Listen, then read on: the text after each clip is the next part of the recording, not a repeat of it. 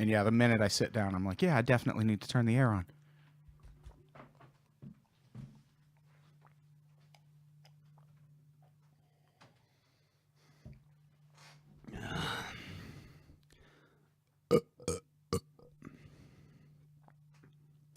What's up, nerds? Adam's turning the AC on. It's just you and me, gang. There's my camera. There you are. You guys liking the mohawk? I don't. It's a good look. It's a good look.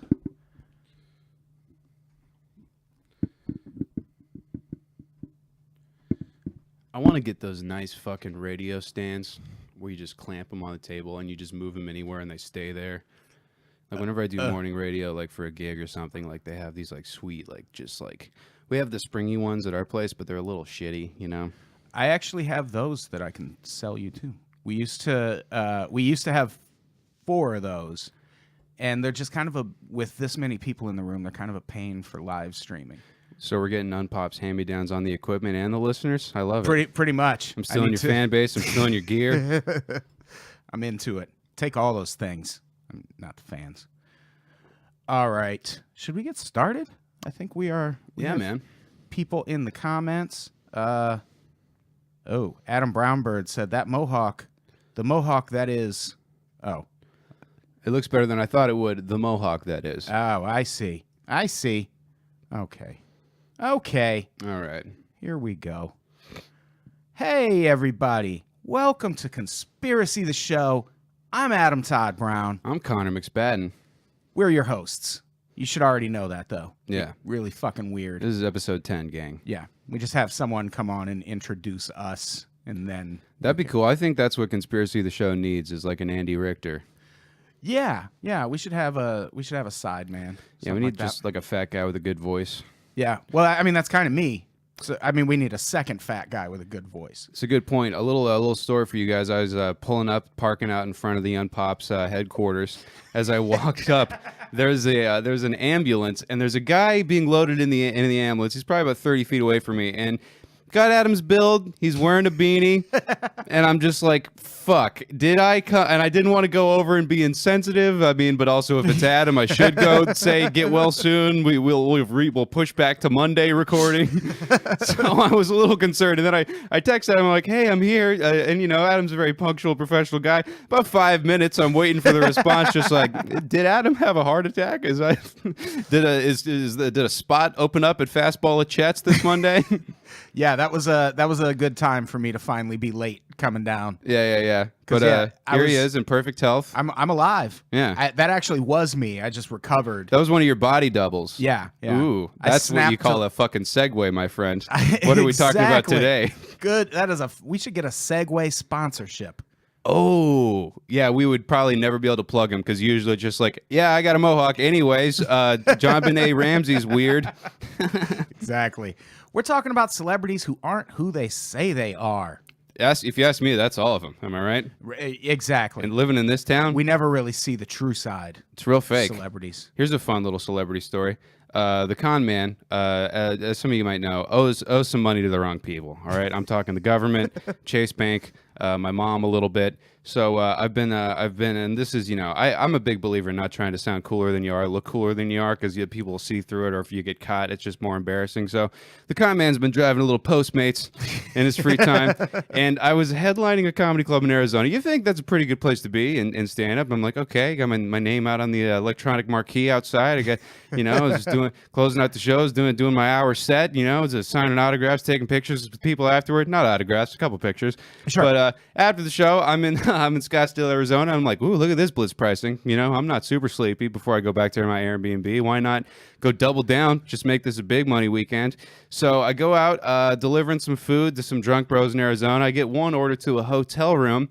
Walk upstairs with 2 pizzas and a couple cans of Coke. Who opens the door but Chris D'Elia, a person that I was on television with 8 months ago. If you go back and check out the Roast Battle preliminaries for Los Angeles Part 2, you'll see me talking to Chris D'Elia on TV. He was judging me. a guy that I opened for him at the Improv a couple years ago for a whole weekend. You know, we're not friends or anything. I'm not going to claim that. I think if he saw me out at a comedy club, he might give me a nod. I think if he saw me at Whole Foods, he might say hi. Can we talk for a second? You know, by no means am I pretending to be close, but he opens the door and he's like, dude, what the fuck? And I'm like, what the fuck? And he's like, wait, all right, so do you live out here? And I was like, no, I'm headlining a shittier club than you are down the street. And he's like, oh, okay, what do you? And I'm like, I got credit card debt, man. I don't know. Enjoy your pizza. And yeah, it was just so fucking funny.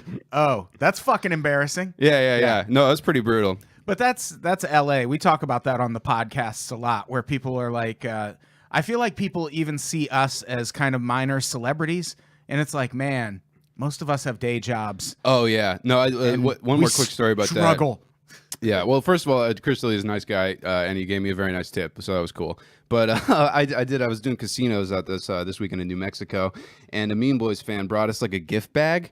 And I was just sitting at a slot machine waiting for my girlfriend to get out of the bathroom so we can go back to the hotel. And I'm sitting on the slot machine. She goes, "Hey, enjoyed your show. This is for you." And I was like, "Oh, thanks." And then she just walks away and she just like leaves this purple gift bag. And I start looking through it and I'm realizing like there's like little cards addressed to us with like Mean Boys references. And like she left before I could even say anything. And I was like, how antisocial are the Mean Boys fans? Like where they're like, you know, fucking chuck a bag at you when they're walking past. Yeah. And I was like, is there a bomb in here? Is this anthrax? Okay, Hello Kitty stickers. That's nice. So yeah, celebrities who aren't who they say they are. Yeah. Like secret Postmates driver Connor McSpadden. It's not a secret, baby. All right. Let's talk about the Beatles first. This is a really famous one. There's an entire goddamn website about this idea that the Beatles never existed. I've been familiar with this one for a while.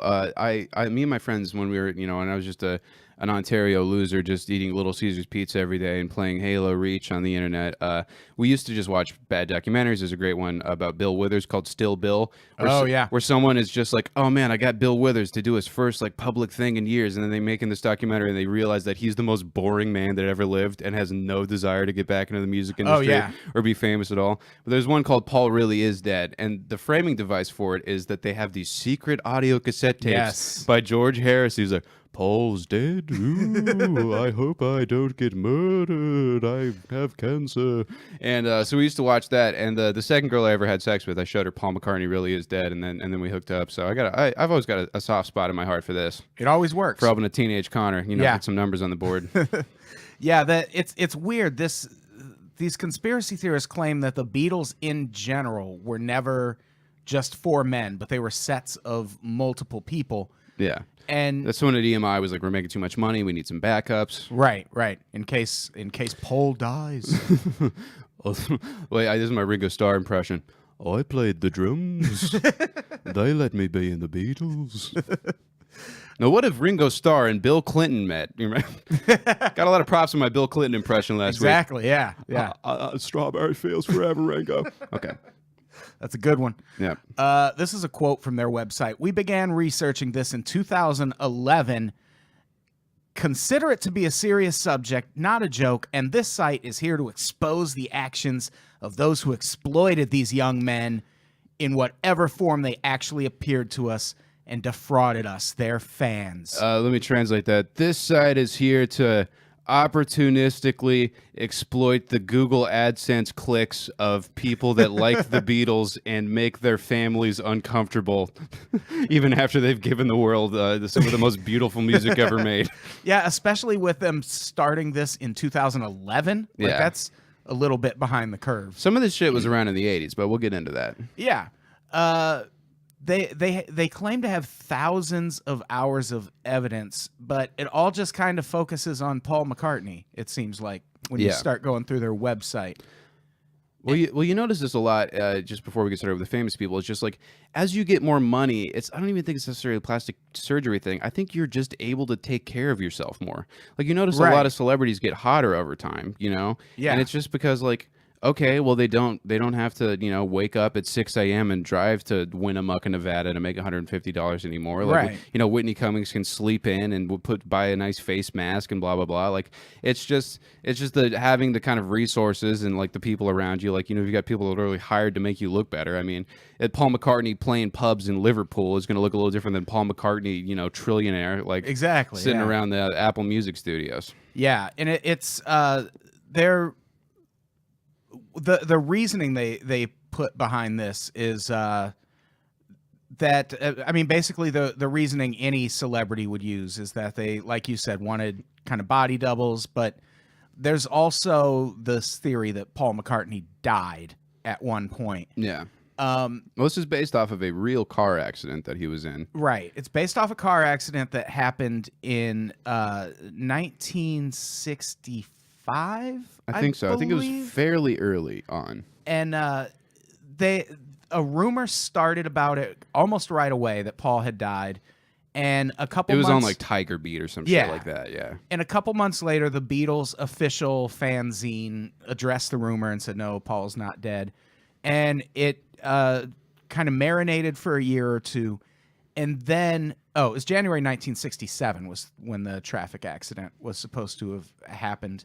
Mm-hmm. And this conspiracy theory was actually started by a kid writing for Drake University's newspaper, which is just a fucking college in Iowa. Yeah. Which gives you an idea of how news worked back then. So Drake University newspaper thought nothing was the same. Lean to camera for audio medium. And yeah, he writes this article More like Aubrey wrote. Okay. called Is Paul Dead? And this article gets just picked up all over the fucking place as if it's actual news. Yeah. And then there's a second article written by another college newspaper a couple months later where the guy was kind of making fun of this whole Paul is dead theory. Yeah. And he included all these clues from Beatles songs and albums that he was making up. And that, to this day, is what people still cite as the evidence that Paul is dead. It's so weird that sometimes you'll have something that's satirical and then it ends up being the basis for this like thing that just gets out of hand. And by the way, interesting fact that I actually looked into, the man who first wrote that Drake University article, his name, Perez Hilton the First. Just scribbled on pictures. Yeah. He just drew jizz on Paul McCartney.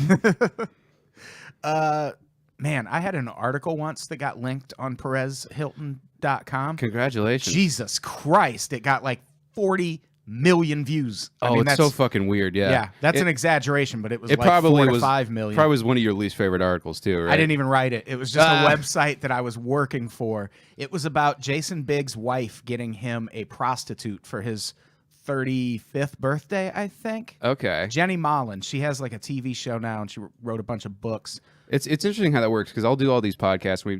You put a lot of work into this one. I put a lot of work into Meme Boys. All this shit that you just pour hours into, and then I made a meme of Obama about bartenders that's been on like fucking George Takei's Facebook, Fat Jew, Yeah. Fuck Jerry, all World Star Hip Hop recently picked it up. When I had to do the whitest thing you could possibly do, which is send a sternly worded email to World Star Hip Hop asking them to credit your joke, and I'm like, this is it. Just on Imager alone from the initial Reddit post has over 1 million views. It's been shared by all these major outlets. I'm sure that Obama himself may have very well seen this, and I'm like, this is my legacy to the world. This is the thing that I did. That fucking Yeah, well, I think the most viewed video I've ever been on is probably that Burn Booth episode we did.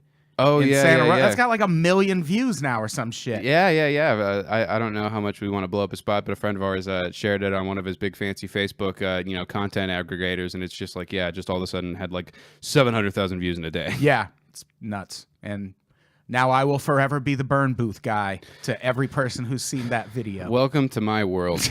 Oh, hey, you're the roasty dude? I'm like, well, I also have other nuances to, but yeah. Call me gay in a creative way.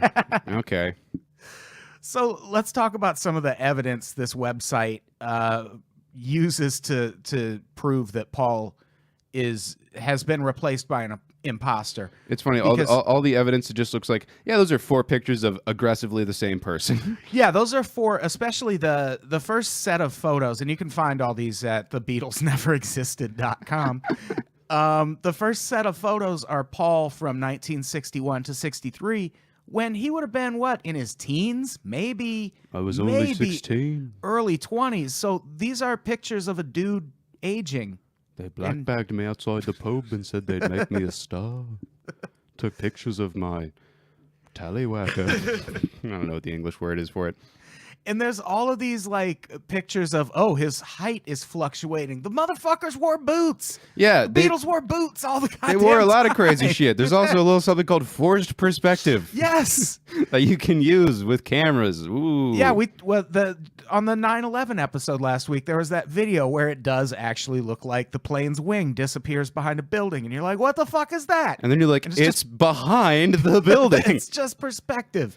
You're bad at reading maps. And these are such minor differences. They're like his nose. Yeah, because he's making an aggressively different face. I don't know if you know, the skin is elastic.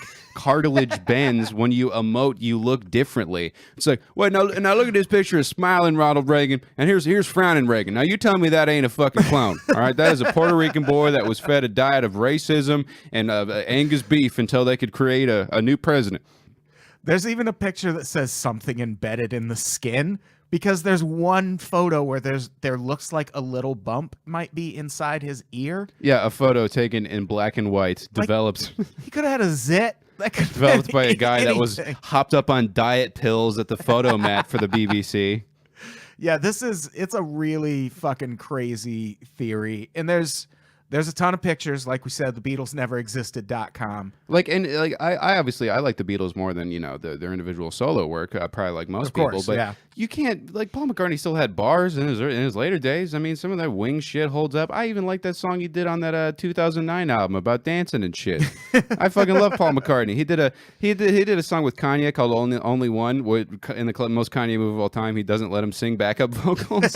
He just plays the organ, and it's a fucking beautiful song. To listen to that song, and I'm like, if I had a kid, I'd be crying right now. He's still fucking yeah. You can't really counterfeit genius to that level, I don't think. Yeah, it would be really hard to recreate that solo career. If it's like Britney Spears music and stuff, and I'm like, but okay, some of the the change up on Jet and shit. It's like you don't come up with that if you're just a dude in a Casio doing cocaine that's selling hits for $1 million a pop. Right. And before we move on, let's go through some of the clues. Oh, my favorite. Just a quick sidebar on that documentary. They say the guy that was like the agent that was responsible for this was a guy named Maxwell, and then Maxwell used to, and we'd hide clues for the fans so that they would know the truth. And they didn't even fucking bring up in this whole documentary. I was waiting for it because I was like, well, they named him Maxwell, so they could cite Maxwell's silver hammer. Right. Never addressed. Never mentioned. And I was like, you. Dildos. Yeah, that's stupid. Here are some of the clues that convince people Paul McCartney is dead.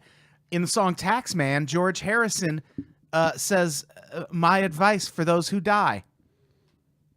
Nah?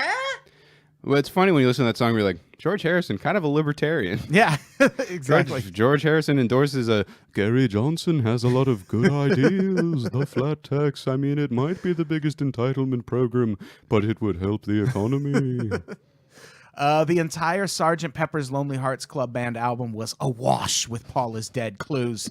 The Beatles had formed a new band featuring fictional member named Billy Shears, supposedly the name of Paul's replacement. That one seemed a bit on the nose, but we slipped it past Maxwell. The album contained John Lennon's A Day in the Life, which had the lyrics, he blew his mind out in a car, and the recorded phrase, Paul is dead, miss him, miss him. Get it yet? When Revolution number 9 is played backwards, you can supposedly hear, turn me on, dead man. And this is said to be proof that Paul really is dead. Now that one I can explain. Ringo's a necrophiliac. The words I Buried Paul are spoken by McCartney's bandmate John Lennon in the final section of the song Strawberry Fields Forever. Lennon later explained that the words were actually cranberry sauce. Paul was Ringo's name for his penis, and he was fucking a dead person. He buried Paul in his dead pussy. Ooh. The Beatles voices it's so easy to do. It's so much fun. Yeah. So that's just some of the clues Well, yeah, and it's like that can help you unlock that theory. if you play anything backwards, you can hear what you want to hear. If you play Conspiracy the Show backwards, you'll probably like, well, Connor finally admits he's actually bisexual, and Brian Moses was right, you know? Like, Exactly. This next one is right along the same lines as the Paul McCartney theory, and it's that Eminem died in 2005 and was replaced by an imposter. I'm beginning to feel like a cyborg. What I love about this theory is it all centers around him having a major car accident, but then he comes out of this major car accident with his facial features altered a little bit, and people are like, see, it's a different guy. Maybe he just had to have his face fixed. Yeah, I'd like to If he had a fucking car direct you accident. to one Mr. Mark Hamill. Yeah, exactly. Yeah, my uncle had a car accident. My family's like, oh yeah, there's a picture of Jeff before the accident. Like, you know, you look different. It alters Yeah. your fucking facial structure. Yeah, even if you don't have to have reconstructive surgery, your face might heal different. Well, yeah, and there's a thing like there's a little thing called cocaine, and celebrities do that, and then they drive cars that go way too fast for them to handle. I mean, Yeah. this guy's taking pictures in the recording studio all day. He's not out on the track doing laps, like making sure he can handle his Lamborghini Aventador. So they fucking get in car crashes. Yeah. Yeah, I mean, when Dr. Dre crashed his car during the "I Need a Doctor" music video from the first time he tried to. After that, his fucking songwriting output really. Shut up. Anyway. Yeah, this is what people say is he died in 2005, and that's why he went away for 4 years and then came back. This is a quote from one of the websites or articles, the lowdown0.blogspot.co.uk, so you know it's a reputable site. The real Eminem died years ago. Here's a quick fun one. I saw there's a comedian that was selling merch, and he had his website on his t-shirts. It was a Blogspot address. And I was like, you paid like $200 to get these screen printed. You couldn't fucking get a domain on GoDaddy for $12. No shit. It's Yeah. like $5 a year to get a domain name. I think his name was Unleaded Supreme, which is just awesome. I want one of those shirts. Oh, I'll look. for sure. I got to go to the Mission Bay thrift store and see if I can pick one up. This is a quote from that website. The new Eminem, quote, is a total sellout, homosexual, Satanist type of scumbag with no redeeming value as a person. This is a Mean Boys iTunes review. I don't know how this guy... You know, like the rest of the stars nowadays, most of which are mind-controlled. Maybe some are clones. Yeah. I mean, maybe. I like when people start a crazy thought and they're just like, well, at this point, you know, I'm beyond the point of no return. Or he's a clone. I mean, you know, who knows? The frogs are gay. And this is a video that people cite, and this is a genuinely weird video. Most of which are mind-controlled. Oh, maybe shit. Some are clones. Yeah. All right, we just went a little meta there. I didn't realize we were playing the. Was that happening the whole time? I don't know. Probably. We're only they were 13 probably minutes hearing a weird. It's just the live stream would have been hearing a weird echo. Yeah, should we check the? Should we reopen it in another tab and see if we? Oh no, it's still streaming. It's still streaming. I just don't have it open anymore. But no worries. Yeah, we're fine. Yeah, this is a video that people cite, and it's kind of a weird video. I mean, here we go. But he's going to join the Saturday Night Crew with This our is- music intro. Okay, I mean- Now, this is him clearly being funny. Of one of his new videos, And people use this video as evidence of his clone glitching out. Yeah, the script's about to kick off. This party looks whack. Let's take it back to straight hip hop and start it from scratch. That was a pretty great song. Oh, Berserk. I thought it was underrated. Yeah. But this, I very much enjoy that he didn't just do the lead single as the celebrity diss montage yeah. like he had for years. Are they just going to show his whole They might just be playing Berserk. entire... He's acting weird there, but I mean, if you're an Eminem fan like I am, and you've watched a lot of Eminem videos, like he hates interview. He's much better at rapping than he is at talking. You know? Yeah, for sure. And he just doesn't give a fuck. Yeah, there's a great one where Stephen Colbert hosted that show at the Public Access Studio, and he had Eminem on as a guest, and like he's doing exactly that, just deliberately to be funny because he knows it's a comedy program. Like he's not an unfunny guy. He just doesn't really want to, you know, go through the effort of giving people a bunch of sound bites and shit like that. Was helping produce that with you, Marshall, when you did that? Yeah, sorry. Live TV freaks me out a little bit. Yeah, he's clearly just being funny. Yes, I'm sorry. He's also shorter than I thought he'd be, but Yeah, he is super short. Well, those are probably both former pro athletes, so they might just be super tall too. yeah. How many takes? And But yeah, that's a video of him on in the booth during a Notre Dame Michigan college football game, acting like a weirdo. Yeah. And that's the kind of shit that these conspiracy It's almost theories as though rely he's on as evidence. like been divorced twice, had a serious drug problem, and has been famous since he was in his early 20s. He might, maybe he's a little bit eccentric. How do you feel about the idea that maybe Beyonce died? Ooh, I don't know. There's a few Beyonce theories, and some of them I'm on board with. My whole thing about Beyonce is like I don't think everyone's wrong about Beyonce. I just don't think that they're as right as they think they are. That's true. I think That's she's a point. good. I think she's good. Just good. I do. I think, yeah, I mean, she's great. I like the Formation Banks. You know, she's not without her fucking hits and charm, and I think she's a cool gal. Did you you say know? the Formation Bangs? Yeah, that's a song. That's a good song. Oh, I thought you were talking about like her bangs Get in a the Texas video. Bama. That was my get favorite. it Is now. when that Taylor Swift single came out, and you know, there was that big tweet that went around. It was like, "My mama Pennsylvania, my dad from Pennsylvania. You mix that pencil with that Vania. I am from Pennsylvania." I Yeah. did one that didn't blow up as much as I thought which was okay, ladies. Now let's ask to speak to their manager. But you know, I never get any respect. The real Beyonce died in 2010, Adam. 2010, she died. In the 2000s, her team decided, well, here's a good stroke of luck, Connor, being that she died in 2010. Yeah. Because in the 2000s, as one does, her team decided to store her stem cells just in case something happened. Yeah, Tom Goss has a necklace, which is a you know a hermetically sealed capsule full of my jism in case I die, and they need someone to learn how to edit the Mean Boys podcast. I do think that's funny, where it's just like, well, like there's someone at a regular level who's like, oh my god, this person is making us too much money. Let's just, I'm just gonna ask Bae for a strand of her hair as a souvenir. Hope she doesn't get too creeped out, and then you know we'll start growing backups like Django Fett. She just wakes up one night and there's a needle in her neck. Yeah. In 2010, she supposedly died, and there is no explanation, according to this theory, as to how or why. And the first evidence people start pointing to is in 2010, she released an album called I Am Sasha Fierce. Just don't do anything interesting as a famous person if you don't Right. want any conspiracy theories about you. There's no Andy Rooney conspiracy theories. You know, like don't ever have like a nickname or an alias, you know? Yeah, and it's as if celebrities never release albums under alter egos. Like, that's such a common thing. Oh, yeah. Even back to like 80s, like fucking power pop guys did that shit, you know? Yeah. And What's the this Garth is Brooks one? Chris Gaines. Chris Gaines. Yeah, my girlfriend was telling me about that.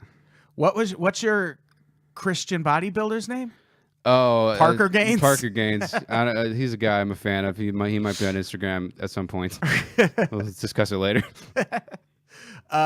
This is a really popular or famous tweet that went around in regards to this theory.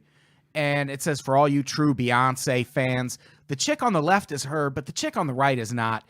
And this is where it starts to really make sense. This high-degree masonry witch on the right is a clone. Take a good look. Don't believe me? Look up every celebrity and look how they different. They turn up every single time. People, their faces change over the years. Yeah. These two side-by-side pictures, granted, she's smiling in one. She's wearing earrings in one. Not She's in got the a little other more one. eyeshadow on the other one. The brows have been thickened out a bit. Yeah, she's got really heavy eyeliner in one picture. She's got the Jennifer Aniston highlights, you know? Yeah. I've seen a lot of these with the Kim Kardashian butt truthers. I'm a big fan of those. Oh, yeah. Yeah, where it's like, well, this is her with Paris Hilton in 2007, and this is her today, and she's hauling around a radio flyer full of fucking pig meat. And who cares? Yeah. Let her have a fake ass. There's also I'll tell you, I ain't complaining. there's also a picture. If you search Beyonce fake pregnancy, you will find Jesus Christ. a picture from her on a talk show where people claim the way she's bending over makes it look like her pregnant belly is fake. Here's one fun recurring thing with all these video evidences. They're all in 480p. Exactly. Yeah. It's all like, okay, yeah. And as far as her clone glitching, like the Eminem thing, the thing people point to for Beyonce is that she kind of slipped and almost fell during her Super Bowl halftime performance. And you will literally find people who are like, would the real Beyonce do that? Like, maybe. She is incapable of fault. Yeah. Yeah. It makes no fucking sense. Well, most of the people that are big Beyonce fans are fans of the shit after 2010, you know? Right. They're all big, like, Lemonade fans, and, all Yeah. that shit. And then, like, before that, she was popular, and everyone, like, she had single ladies and shit like that. But, I mean, I feel like she really blew up and became like, oh, Beyonce is the way, the truth, and the light, like, after that. So it's like, maybe this cloning technology's on something. You guys should shut up if you want some more hot summer jams. There's another theory that, the one where we haven't, this kind of ties into it, but there's a theory that Beyonce is Solange's mother as opposed to being her sister. Mm-hmm. And that Beyonce is actually... And she just got mad at Jay-Z because he was like a stepdad. Yeah, pretty much. Yeah, I don't know that like what that argument was about, but... Yeah, the theory is that Beyonce became pregnant at the age of 12 or 13. Mm-hmm. And her parents covered it up by lying about her age and claiming that Solange was their child. There's even some who say that Matthew Knowles is actually Solange's father. Oh, Beyonce's dad? Which would mean that Beyonce's dad raped her. That's how you go to Texas, Bama. Yeah. But there is part of this theory that I kind of buy, which is that Beyonce is maybe a little older than she says she is. Well, what is she, a Korean gymnast? Like, why do you really need to hide that shit? Does it really matter that much if you're Beyonce? See, I think that's where... Because she blew up as a 20-year-old or whatever with Destiny's Child, right? That's where I think the Solange thing comes in. People point to her covering up her actual age as evidence that she delivered this baby in sometime in the 90s, and her family's trying Solange to cover is it up. 12 years younger than Beyonce? I think officially, yes. Okay. One time no, I think it's not even that, because Solange was born in... Yeah, I don't remember. Yeah. One time I walked into my house and my roommate is blasting Solange, and then he comes out just in his like boxer shorts and a t-shirt, and I was like, "Yeah, are you fucking in there?" And he's like, "No." Just getting down to some Solange. Just listening to some Solange. Yeah. But the one really weird piece of evidence, at least in the Beyonce is older than she claims department, is Gabrielle Union, who gave an interview, or Gabrielle Union, who's an actress. She was in the first Bring It On movie, which is fantastic. If people have never seen it.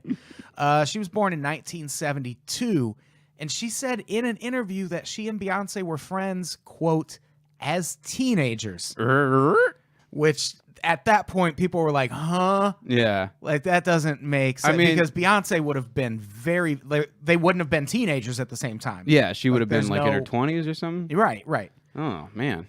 Yeah, That is kind of odd. And there's also someone claims to have found Beyonce's actual birth certificate from the Department of Health or something in Joe Texas. Arpaio actually sent someone out to Hawaii. And they claim that it says she was born in 74, not 81. Interesting. Which would make Beyonce older than me. Whoa. God damn. You've still got a chance, Adam. That is a twist. You know, I was researching a sketch I was shooting one time about a morning zoo crew reacting to the events of 9/11. You know, just like, hey, everybody, welcome to blah. And just like how they would handle seeing the towers fall, from upstate New York. And the number one song when 9/11 happened was Bootylicious by Destiny's Child. Very nice. It's kind of funny.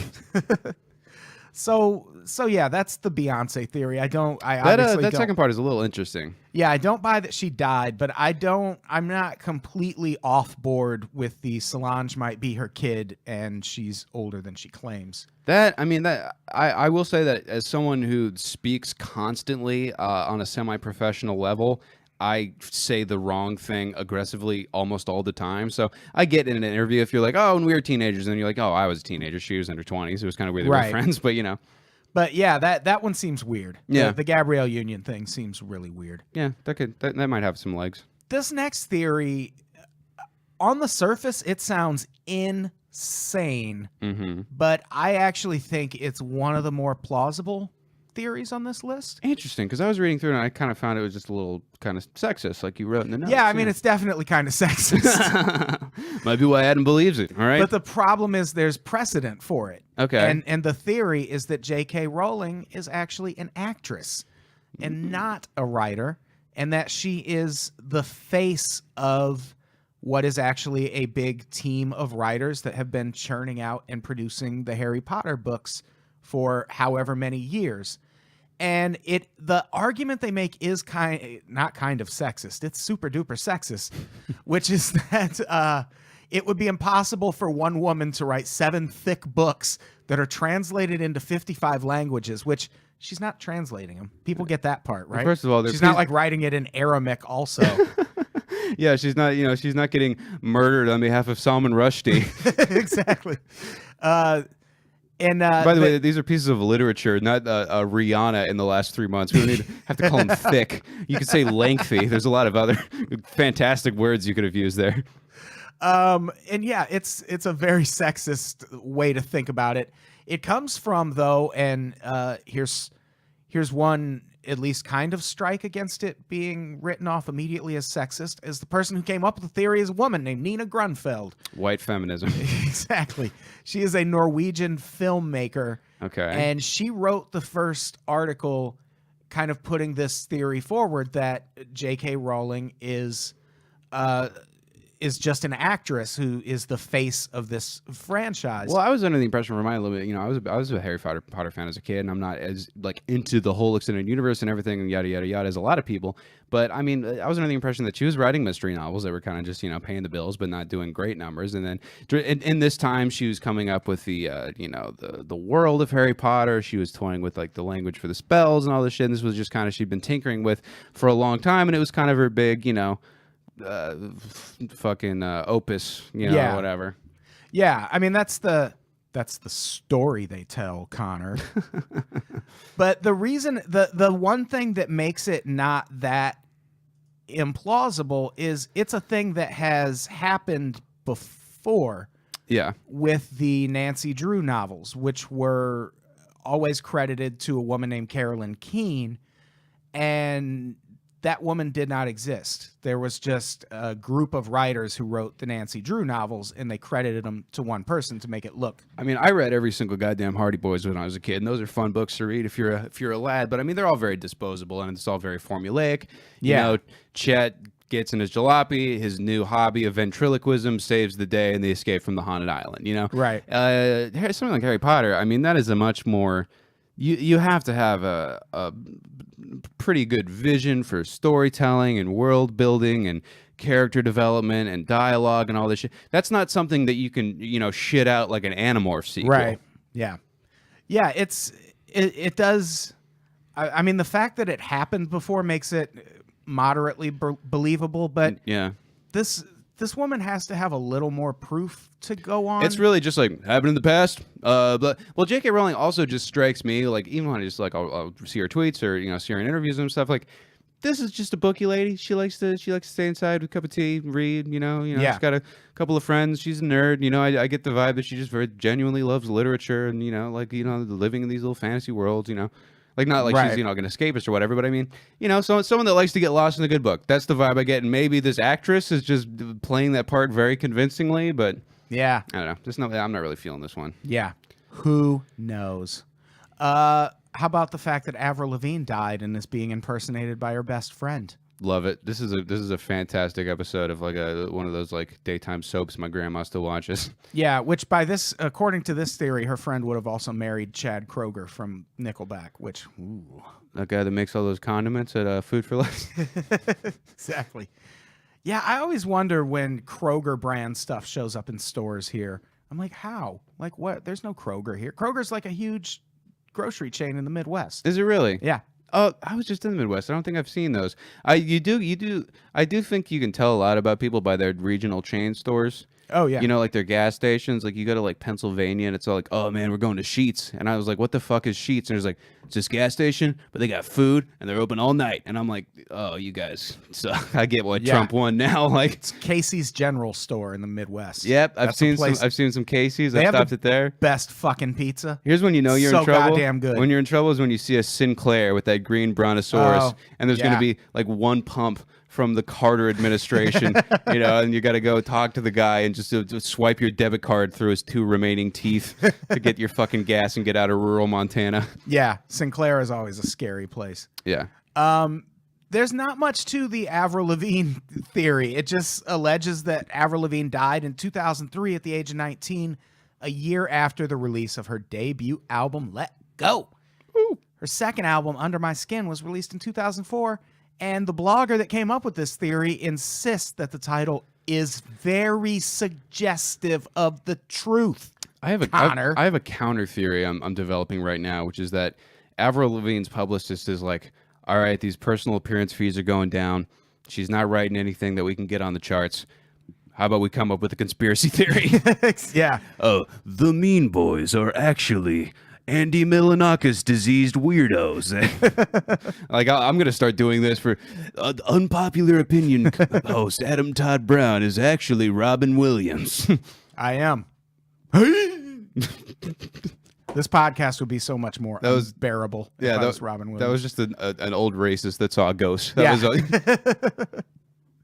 was They also add that just before the 2004 album came out, a band member and close friend of Avril Lavigne named Evan Taubenfeld left her band. He addressed this in a duet with Lavigne. This makes no sense. Called The Best Years of Our Lives, with the line, I never thought I would lose my best friend, which the blog suggests means he must have known that it was the new Lavigne on the track. What? He could have just been singing a fucking song. Did he, like- This is what he wrote. Did he quiz her on like, where's the freckle on my dick? And she was like, the shaft. And he's like, the base. That's what I told my Nice. that's what I told my friends as we were talking about, like, okay, if there was a clone of you and I had to figure out whether or not I was going to shoot which one, like what's the secret I should tell you so you can ask. And I was like, well, my cat scratched my dick when I was a little kid, so I have a little kitty cat claw shaped scar on like the top of my my shaft or whatever. And my buddy Ryan was like, I'm not looking at that, I'm just going to shoot both of you. I was like, you asshole. Probably a better plan. Well, and that's another thing. It's like, why would you hide clues? Why? I mean, I guess that these people are just the actors and they want to put some of these like things out there because they're trapped and they're trying to get help. But it's like, at that point, you can just go to the police, you know, and say like, I need a security detail. I'll pay with it for, you know, with my millions of dollars. I'll have to hire a bunch of Blackwater rent-a-cops to encircle my home in the Hollywood Hills, and I'll be the most famous person in the world because I'm revealing the scandal. I wouldn't just be like, oh, my best friend died, you know, and just hope that some fat guy on the internet dug it up and came up with a theory about it. Yeah, it's fucking nuts. Yeah. Let's talk about Andrew WK. And first of all, I want all these to be true, but I'm not seeing any. Yeah, I mean the Andrew WK one I think actually has an explanation that people always leave out, but the theory is that he's played by several actors. Mm-hmm. And Well, he parties a lot. It's got to take its toll. He's got to sub one in. yeah. The whole theory started in 2005 after a December 2004 concert in Elizabeth City, New Jersey, which was sponsored by college radio station WSOU. Can I take a bathroom break? Will that be an editing nightmare? No, go Okay, ahead. sorry. Yeah. Connor's gonna go and take a shit.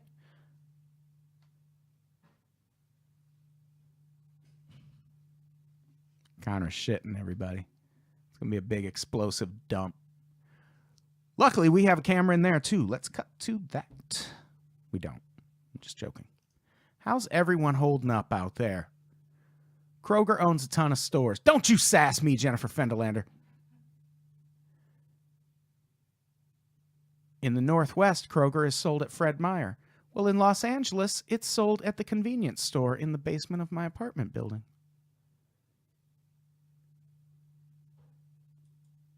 Oh, I look so lonely. It's just me Me in my back-to-back World War champ shirt. Very offensive in this political climate, probably. It's what we do here. I think Connor's coming back.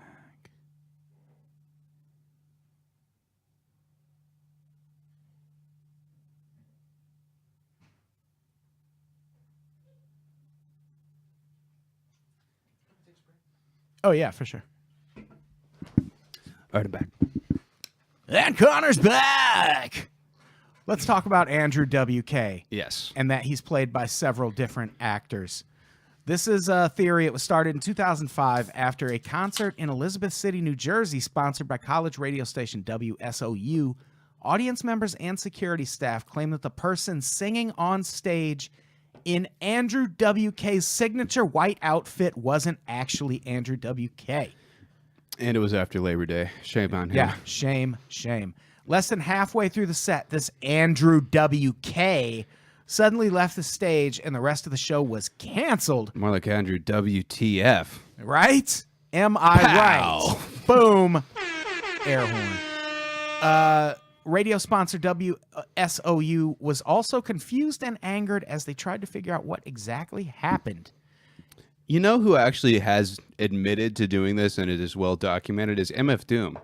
You remember that scandal? Oh, really? Big Doom fan, and for a while he was just sending out dudes in the mask to go do his gigs, and they'd start rapping, and people would be like, okay, this is bullshit. MF Doom is 4 inches shorter than this guy. This guy is jacked. MF Doom's a fat guy that wears hockey jerseys and shit. Like, That's amazing. yeah. And he basically was like, yeah, I mean, when you pay for the show, you're paying for what MF Doom wants to give you, and I'm giving you the Doom poster or whatever.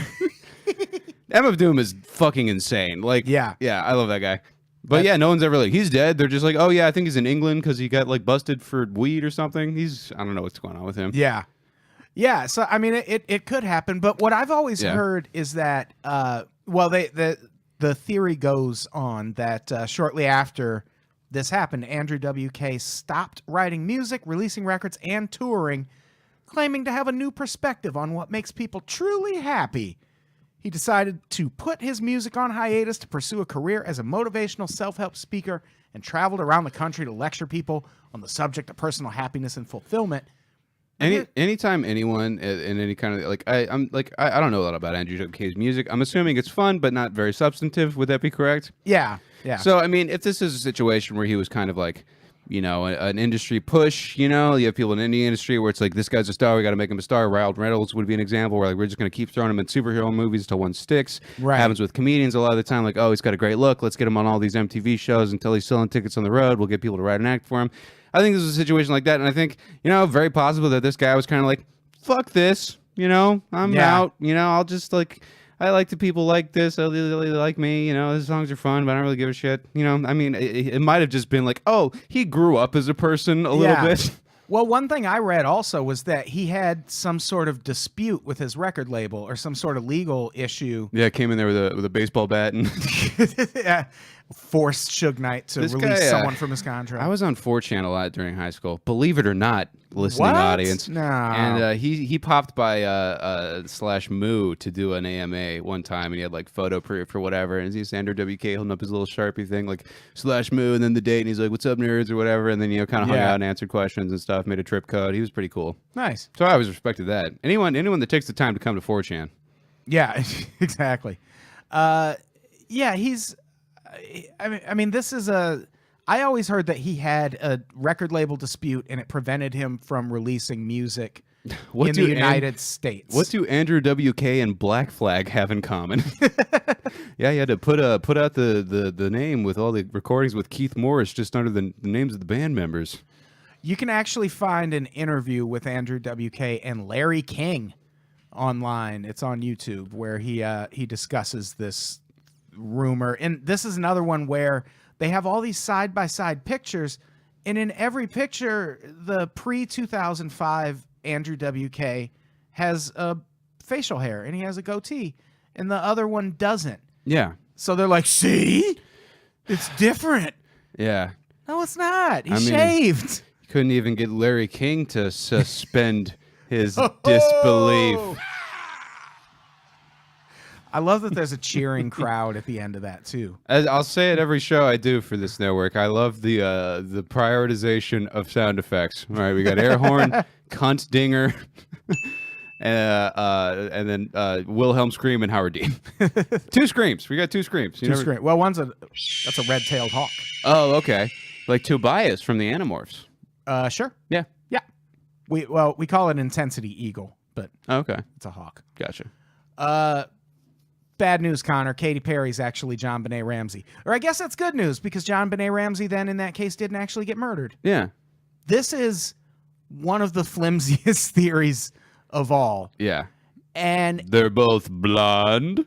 yeah, they're both blonde. Their parents kind of look alike. Okay. And the whole thing that this centers around, and there's a video, I don't know if we'll make it through the video. Let me just pull it up and see if we can get it to.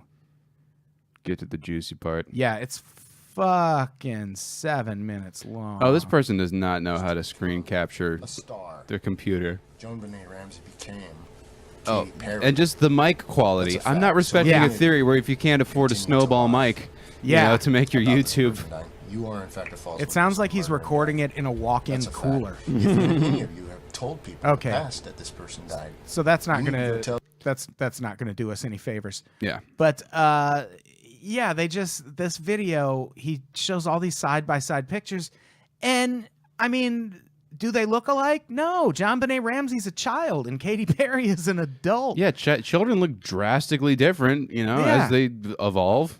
You know, you put a Thunderstone on John Benet, and all of a sudden, sorry, that was not good at all. And Well, yeah, they both had like religious parents and stuff, right?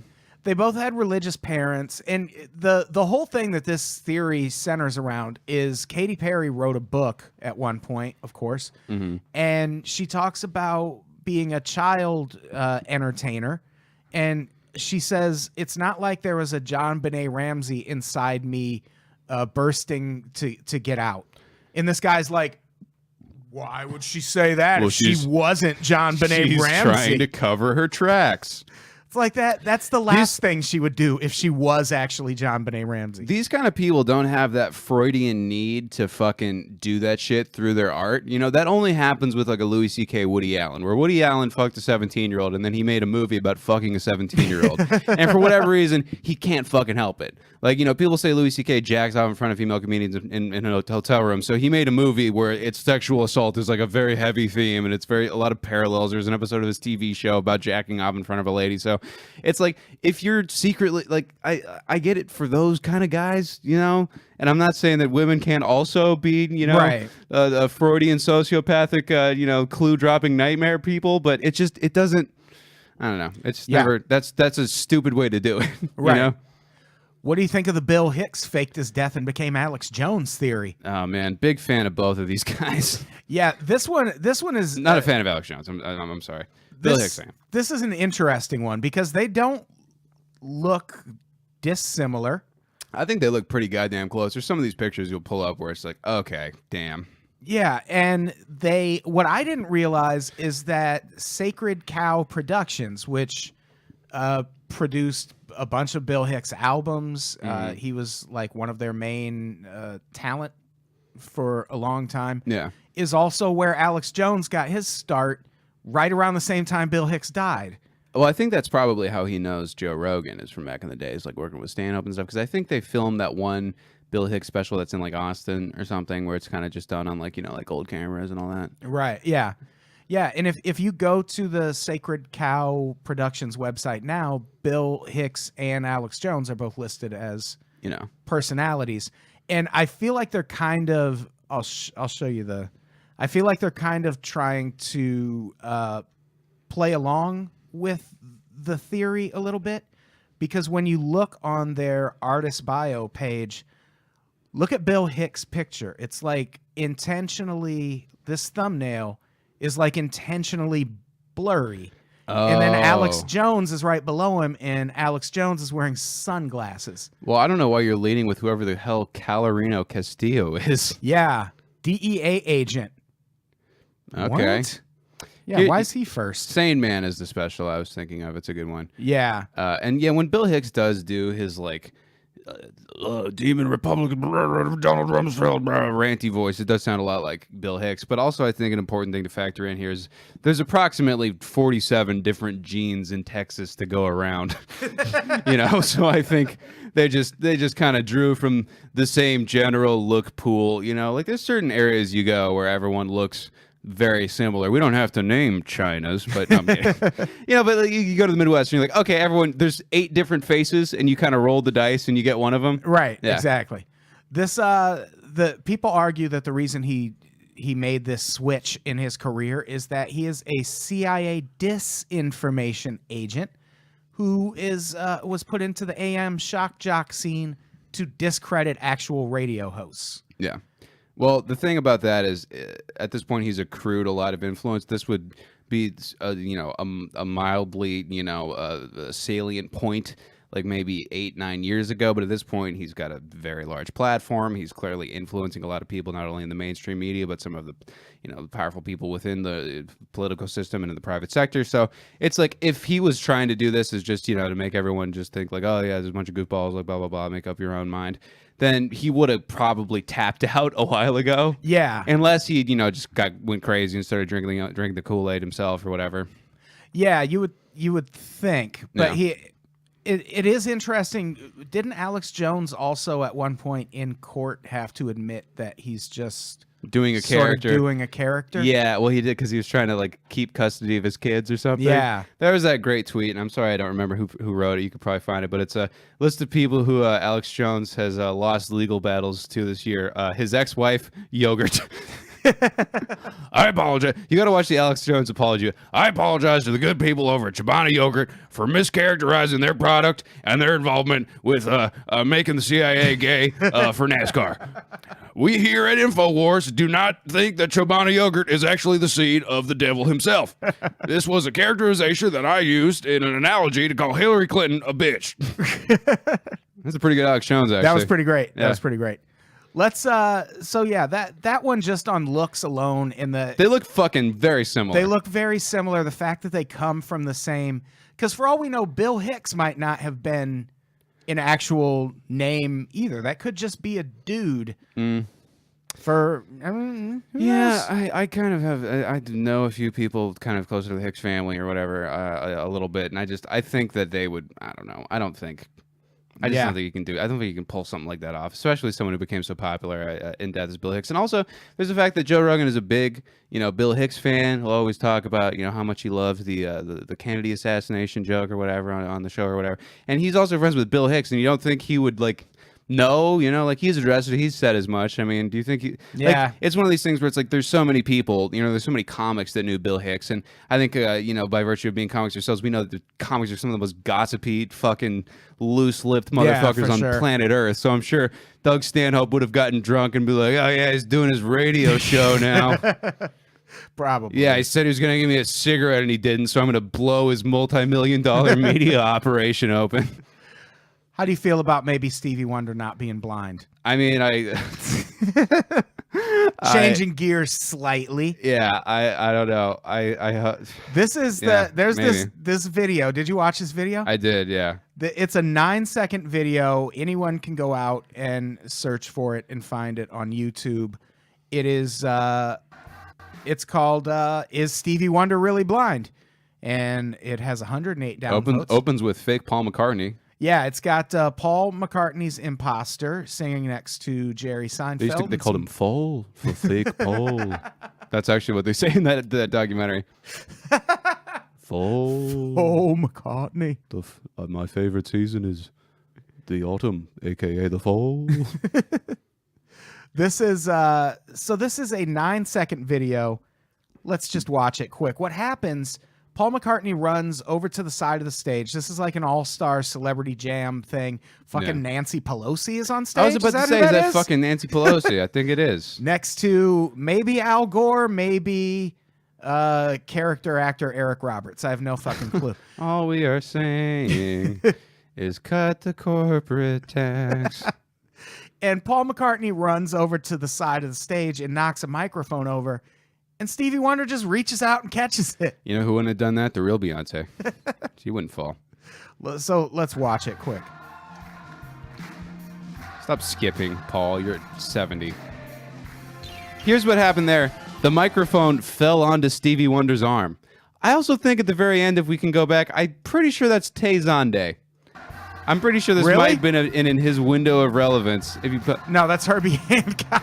next to That's Herbie Hancock. that's Herbie Hancock. Oh man, I'm a big fan of Herbie Hancock. I love the shit you did with Jacob Pastorius, Herbie. I'm sorry for disrespecting you like that. I feel a little racist now.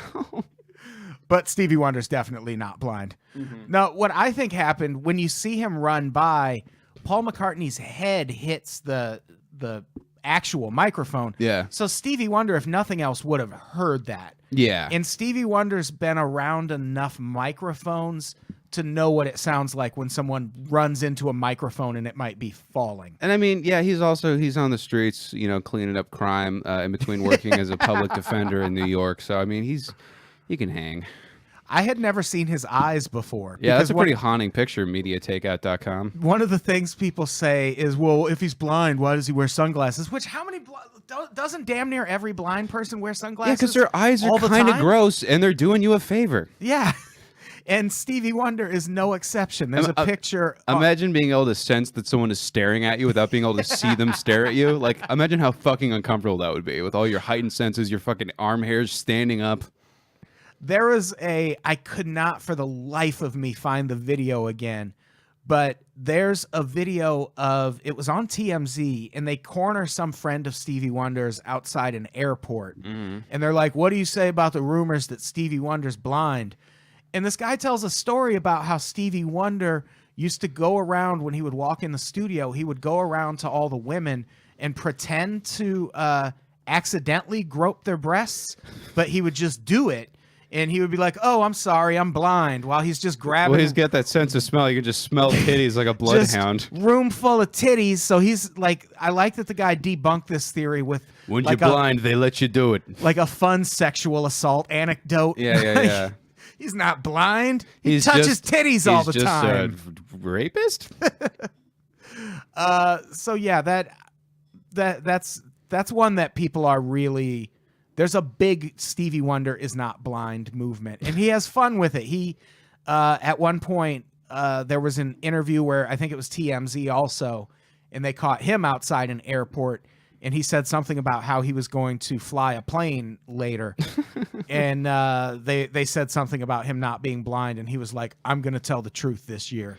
That's too funny. Yeah, That's what I would do, is I would just lean into it, I think that's really how you handle a scandal.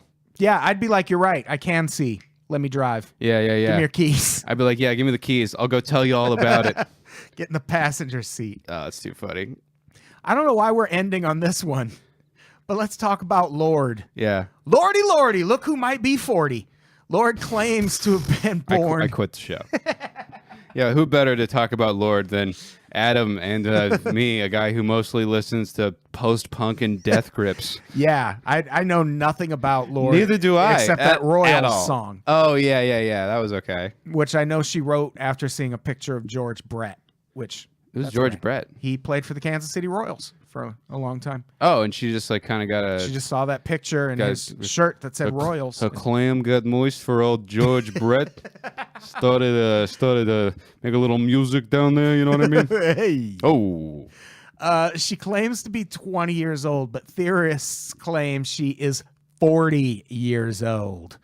Several years ago, Jezebel ran an article where a woman claimed to have she reached out to whoever you reach out to in New Zealand to get a copy of Lord's birth certificate. Uh-huh. And she didn't get an actual copy. She just got a printout saying that she was born in 1996. And people were like, you could fake that.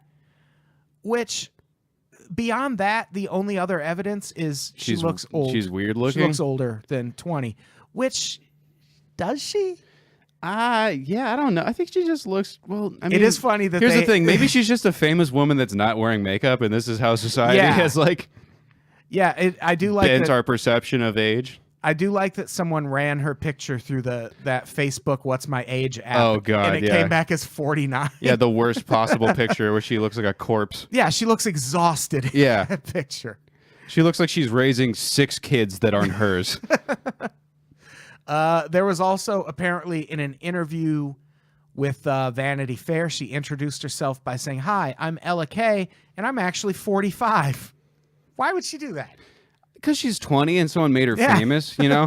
If I got famous when I was 20, I mean, Lord help me if I get famous at any point, I'm going to fucking do a bunch of stupid shit that I regret forever. But I would have been saying the most ridiculous garbage, you know? It Yeah. would have just been nonsense. I would have been like, yeah, call me fucking Peter or whatever. It doesn't matter. It's all with the music, you know? She also apparently in one interview said that the virgin suicides really resonated with me as a teenager.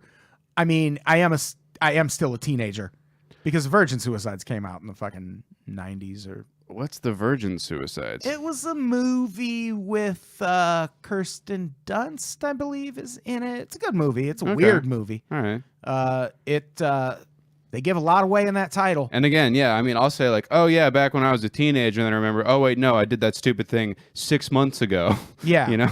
And especially the way that quote works, she says, it really resonated with me as a teenager. Like she could be saying, me as a teenager, that resonates with me. Yeah. She's not necessarily saying 20 years ago when it came out, it really resonated with me. Yeah. But maybe she is. Like maybe Maybe. I mean, maybe she's older than she says she is.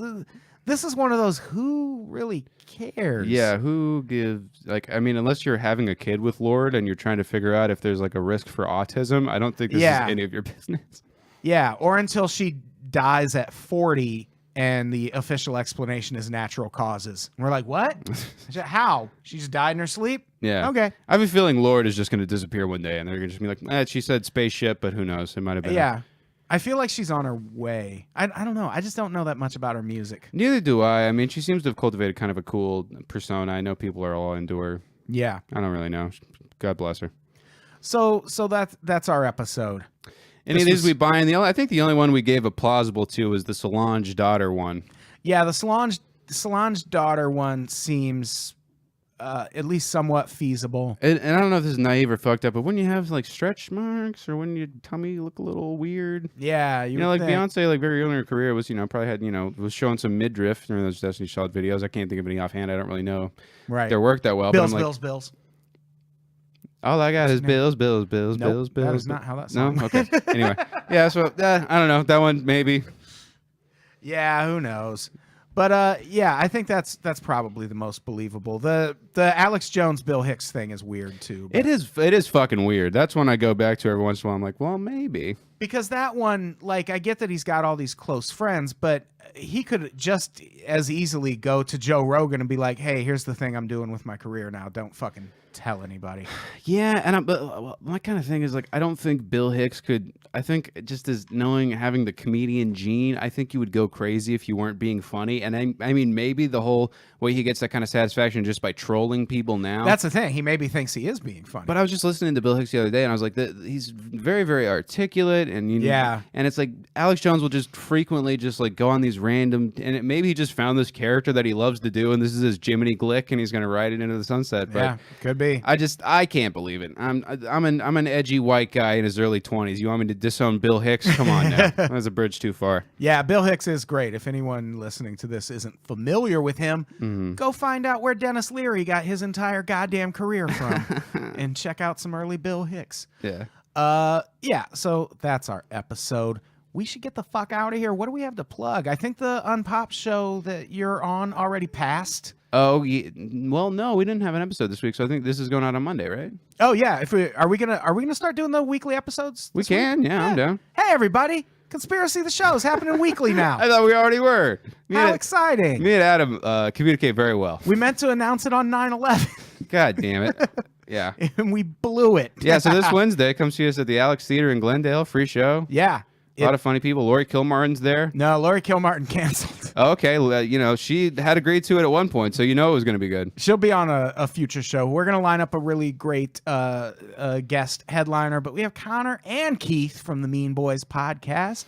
Greg Edwards, holy shit, he's so funny. He's great. Thug Notes. Travis Clark is going to be on that Yeah, show. He's a nice guy. He's fantastic. Yeah, very Nice guy, really, funny guy. really sweet. You know. Really funny. I'm just kidding. I know I did. Sorry, Travis. Yeah, you can listen to the Mean Boys 9/11 Spectacular with Steve Ranazizi, and we closed with the very first ever 9/11 carol. Just have yourself a merry 9/11. That's great. Yeah, go listen to Mean Boys, all that shit. We're on the Patreon too, So if you're already giving, if you feel like Adam Todd Brown has fattened his wallet too much, just keep giving to him. He's good. He actually does shit with the money. It'll trickle down to Connor. That's how economics work. Yeah. Yep. Yeah. So we should get the fuck out of here. We're All gonna. right. If you're watching the live stream, we're gonna record another episode in a couple minutes. So Stay tuned. hang tight if you want to learn all there is to know about chemtrails. Yeah, let's get the fuck out of here. Connor, say goodbye. Return of the fucking frogs, gay. Goodbye, everybody. We love you. All right, live stream. We'll be back in a minute. Any comments? There probably are. Are they liking? I'd like to see how the shareholders are. They are say taking. yay weekly. No, that's cool. No, thank you, Adam Brownbird. Oh, no, I see you on the Meme Boy shit too.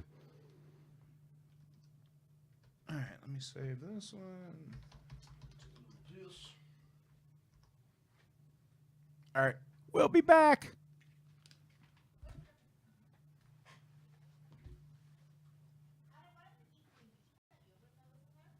Yeah, I ate the yogurt.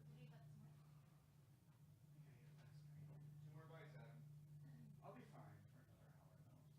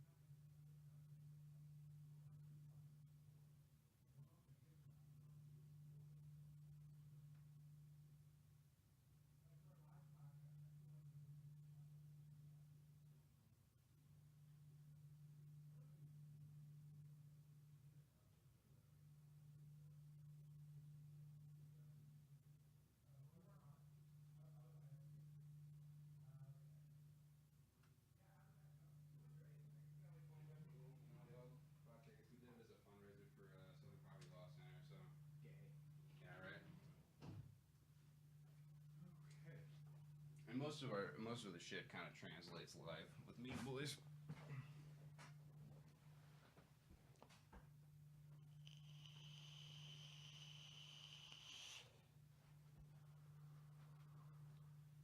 I feel like I should throw on these glasses just so it looks like we're recording at a different time. I changed clothes. Don't you see these glasses I got on everybody? Like when Jimmy Fallon pre-tapes and switches ties. Did that save? It did. Hi, live stream. Tell me my glasses are great, because they are. Oh, we're already live streaming. Oh, let's see.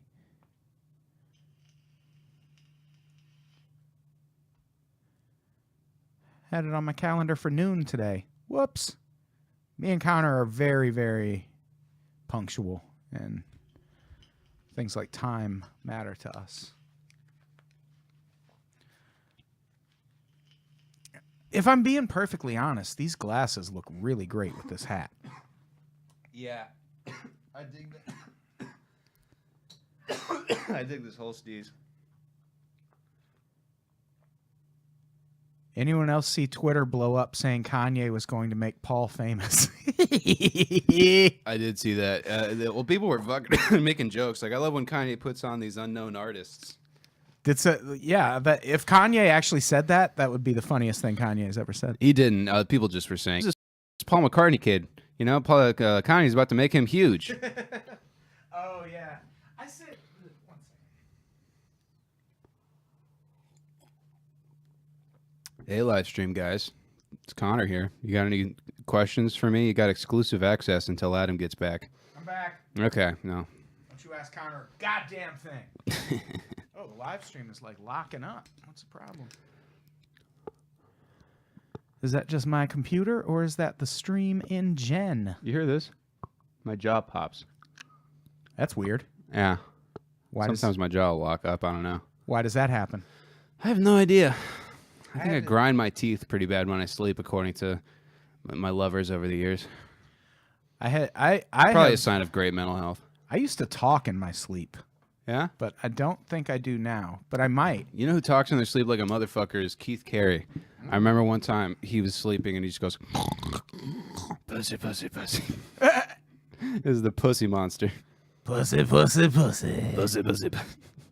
This is a real bad look. You with the mohawk. Ever me with the mohawk, you with the orange glasses, smoking weed, just like pussy, pussy, pussy. Pussy, pussy, pussy. Welcome to the Pussy, Pussy, Pussy podcast. Welcome to the Pussy Hour. Pussycast. Pusscast. Pussy, the show. All right, let me pull up the notes. I have to smoke weed because I'm hungry, and this is the kind of weed that suppresses your appetite. What the fuck? Really? Sativa, baby. Huh. It's a wonder drug. All right. Yeah, the way I remember indica couch. Sativa, oh God, I'm covered with ants.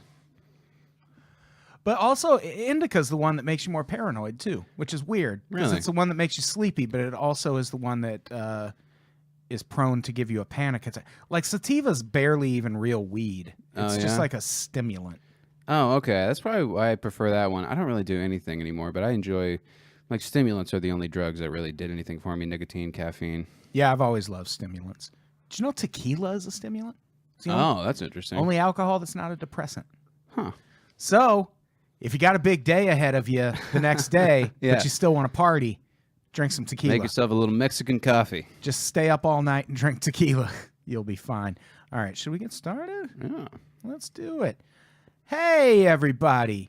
Welcome to Conspiracy the Show. I am Adam Todd Brown. And I'm Connor McSpadden. Now weekly. Now weekly. That's right. You can, if you want to hear this podcast every week, you can subscribe on Patreon, or really soon we might even have a way that you can subscribe to just this separately. You just fax us some Bitcoin, and then we'll send you an unmarked cassette to a P.O. box in the Philippines. Oh, God damn it. I'm not recording audio.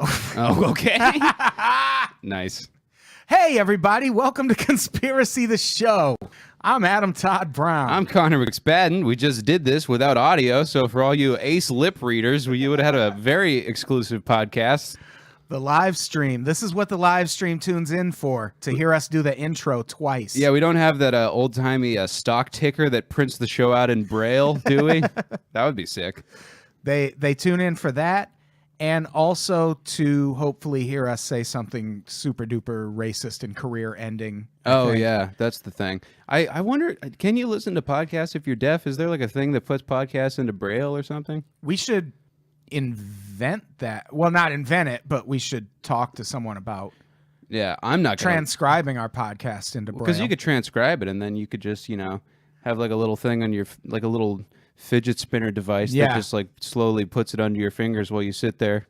Yeah, I would be. Yeah, we should do it. This is the new business and marketing podcast. Did you ever put your podcast on cassette for that guy in jail? Oh no, because we didn't find out what he did, and well, for for listeners of this show, I have another podcast called Mean Boys, and a fan of ours left us a voicemail as his last act of freedom before going away. We checked his Facebook afterwards, and we're like, oh, yep, the guy went to jail the next day, and he got drunk and called the Mean Boys late at night. That's amazing. He's going away for 6 years, and I was like, oh, we should send him cassettes, so he can, kind of keep him company. And I'm like, well, let's see what he did.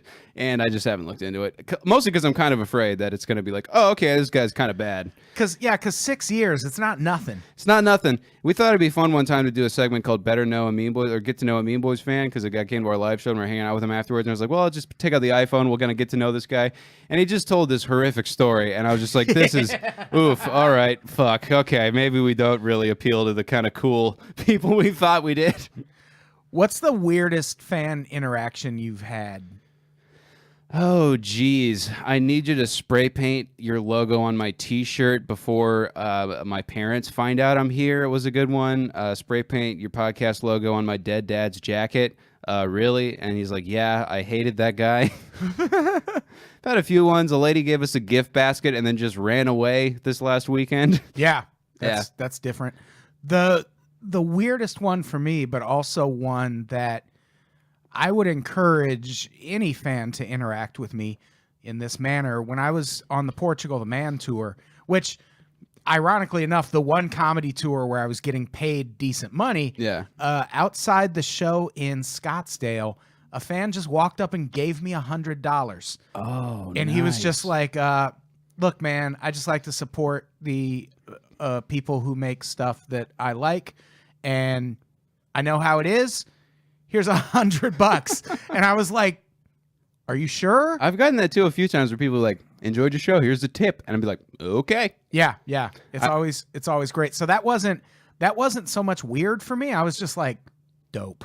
Yeah, I did everyone do that. I get a lot of people tweeting me afterwards saying that they were there, and I'm like, you can come say hi, I'm not I'm not gonna bite, I feel like I come off as a little unapproachable at shows. We definitely both do. I get really, the way I get ready for shows is I tell my jokes over and over in my head. Yeah. So I don't have to go up with like a set list or anything. Like I just know what I'm going to do. I just think about things that irritate me and look into the middle distance and frown. Yeah, that's kind of like I look really angry and distant at shows, and I feel like people feel like they can't approach me, but you can. Yeah, you can. Yeah, come say hi to the Conspiracy of the Show boys. I was up in Richland, Washington, doing this club, and then afterward, I made some joke after something like went awry, and I was like, oh, I got to go back to community college or something, and then this lady comes up and she just puts like $5 in my hand, and she goes, "Don't quit. You're doing something here." That's amazing. It's like an old black lady too, so it really makes you feel like a scene in a movie. And you're like, oh, I'll never forget. I had that same thing happen when I worked at Ross Dress for Less. My first day was Memorial Day Memorial Day, I think. So people were just crowded in because we had some sale or some shit, and I was just overwhelmed. I didn't know how to work a cash register. I kept fucking up, having to call the managers over. They're busy, And then this black lady walks up and she's like, how's it going, sugar? And I was just like, oh, it's tough, it's my first day. And she's like, sweetie, I can tell. Someone in the comments, Eric Sternenberg, said, worth it. Were you the one who brought me the money? Because that was fucking... Oh, yeah, I know Eric Sternenberg. He's a Mean Boys guy, too. What's up, man? Maybe he was the one who brought you. No, ours was a lady. By the way, anytime a woman listens to any of my podcasts, I'm shocked. I'm happy, but I'm shocked. But maybe he's the guy who had you spray paint on the jacket. Oh, no, I know who that guy's name is, and I won't be saying it. Who knows? We should just get on with the episode instead of encouraging people to bring us shit at shows. Yeah. But also, bring us some shit. So I do enjoy weed and things of those nature. Just don't waste your fan budget on Vanessa Gritton's mustard. Okay, I like condiments too. We all like mustard. Yeah, how about a little hot sauce for the con man? It was not Eric who brought the money. Okay. I still have no idea who my mystery benefactor was because I also meet so many people that I'm fucking terrible with names. Yeah. Oh yeah, and thanks for nothing, Eric. Okay, I think I speak for both of us when I say that. The guy who paid $15 to watch this in real time every month for a year. Exactly. It amounted to a car payment. Thanks for everything, Eric. We appreciate it. Yeah. All right, let's get started. We're talking about chemtrails today. Ooh, this is a big one. Great Beck song. Is Ever heard it? the Beck's got a really good song called Chemtrails. I kind of checked out with Beck after he put out that album. What was the one after Wero? Oh, fuck. Network or... yeah, I don't know. The Information, I think. The Information it was called. Oh, yeah. That was a good album too. But I love Wero. That's one of my fucking favorite albums, man. That shit bangs all the way through. It's not just Deep Pro and K Under Wero and Girl and the singles. I mean, there's some deep cuts, Farewell Ride is great. Get a little Black Tambourine. That song gets you going. Yep. But yeah, a lot of celebrities are into this. A lot of people just this is like the kind of conspiracy theory that a guy next to you on a Greyhound bus will start talking about. Like this one's out there. This one is out there, and somehow, as we'll see as we go through this conspiracy theory attracts very attractive conspiracy theorists. Oh, really hot people. Hot people, or people when you look at them and hear them talk about it, you're like, why are you this crazy? Oh, interesting. Yeah, I guess you're right. Because not Beck, because Beck has like no chin. Yeah, Beck. I mean, Like, Beck's a Scientologist. Beck has no chin, but also a lot of chins. Yeah, he's so great in concert though. I saw him in San Diego. Oh, I believe it. I saw him in San Diego this year, and I think it's still one of the only concerts he's done this year. Or no, I think it might have been last year. Does I he still can't do that remember if thing it was in October or January. Where he just makes every song sound way different from the No, album. that's the thing. It was all like every song was. It was like a greatest hits show. Oh, this was just like great. Beck needs to pay his bills now. I've racked up a lot of It was a radio cryptocurrency investment debt. It was a radio festival. Oh, So I okay. feel like he thought he was going to have an album out by now. Oh, gotcha. And just booked this radio festival way in advance. So it was like Beck and Band of Horses and all these it was Beck and a bunch of really boring bands. Yeah. But it was cool. Okay. Anyway, chemtrails. Chemtrails in their most basic form they're just a method of distributing chemicals into the air for nefarious reasons. That's the gist of the chemtrail conspiracy. Yeah, like they're not. No one thinks they're spraying Febreze up there. Right. And chemtrails are the stream that you see following planes when they fly through the air. And there's different types of chemtrails, and people have different theories for what chemtrails are for. So we're gonna dig into all of that shit.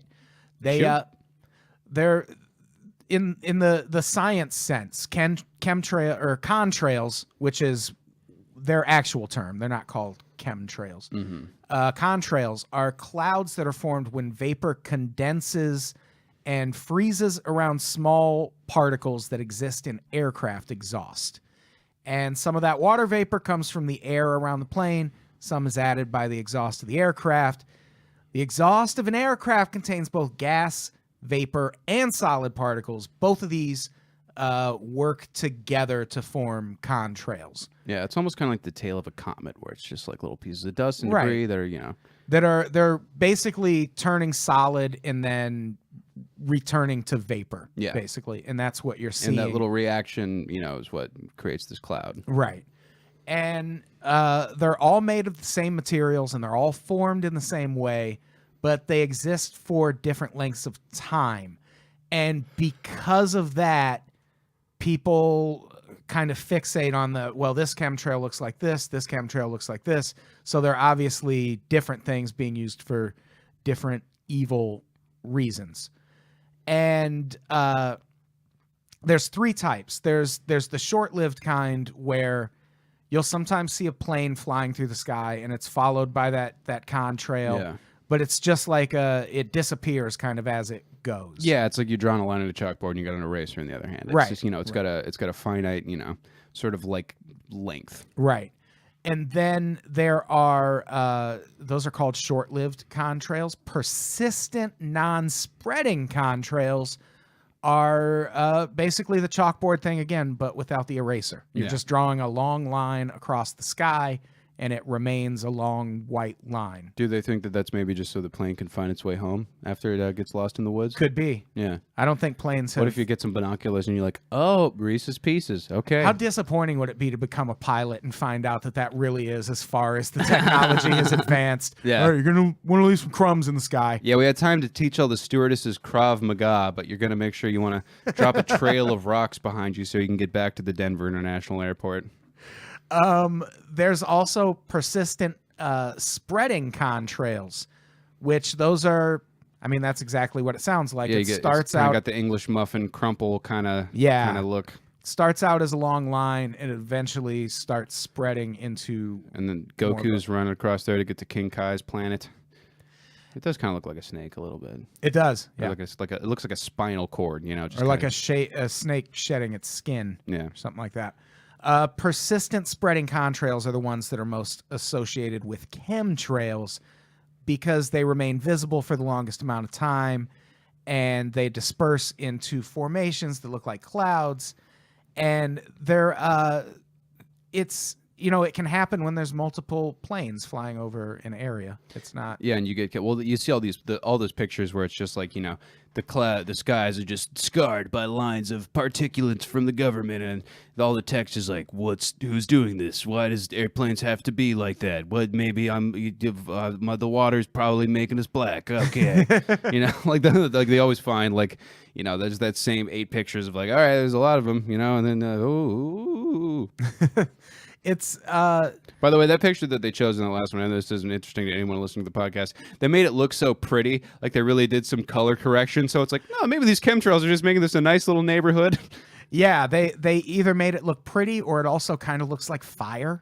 Oh, a little bit, yeah. Which, I mean, it's a cool picture. Yeah. It's from science-edu.larc.nasa.gov.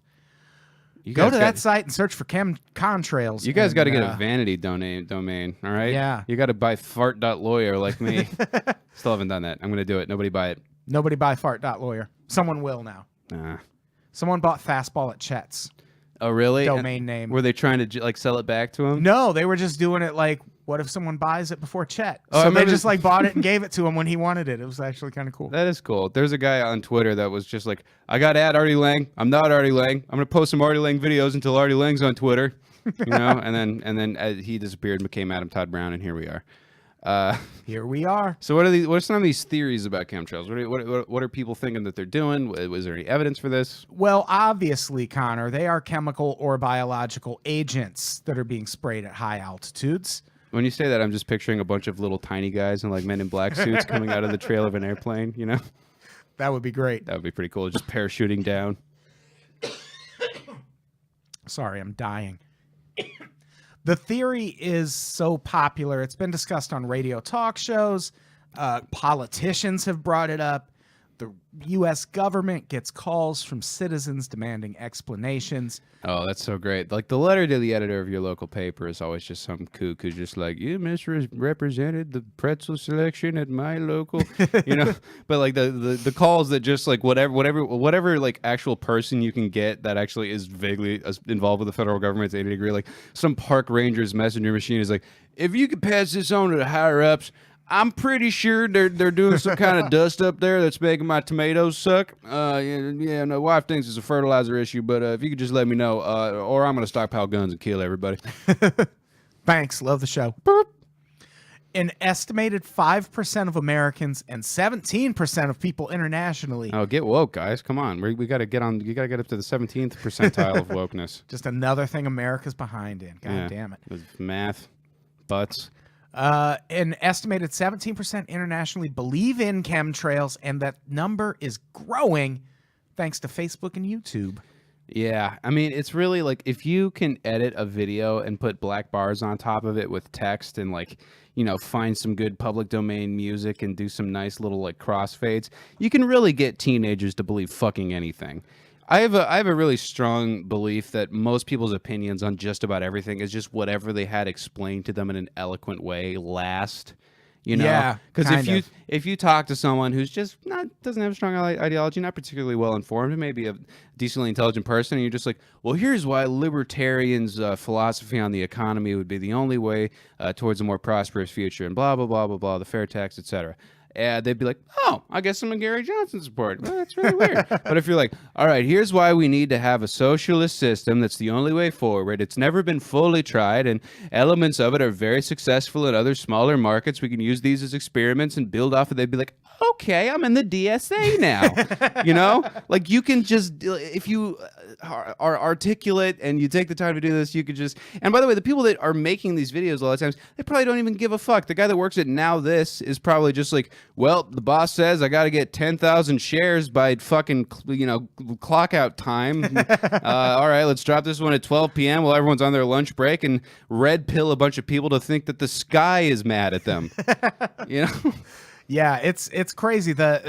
Once we get into people who do believe this, who've like gone public with it, it's insane. Like they're not like people, like we don't look to them for scholarly advice, but also it's not people that you would think would fall for shit like What's the same thing? What's that broad that was all the anti-vaxxer lady? Jenny McCarthy. And it's like, yes, the singled out host that's who knows how babies grow. Exactly. Like, One of the things that people claim is happening with chemtrails is geoengineering, which is believed to be an artificial way to alter the global atmospheric chemistry under the pretext of curbing global warming. Connor, have you seen Snowpiercer? Have not seen Snowpiercer. This is the premise of Snowpiercer, basically. I think I've seen the porn parody. Snowbody Piercer. I would watch that. Yeah.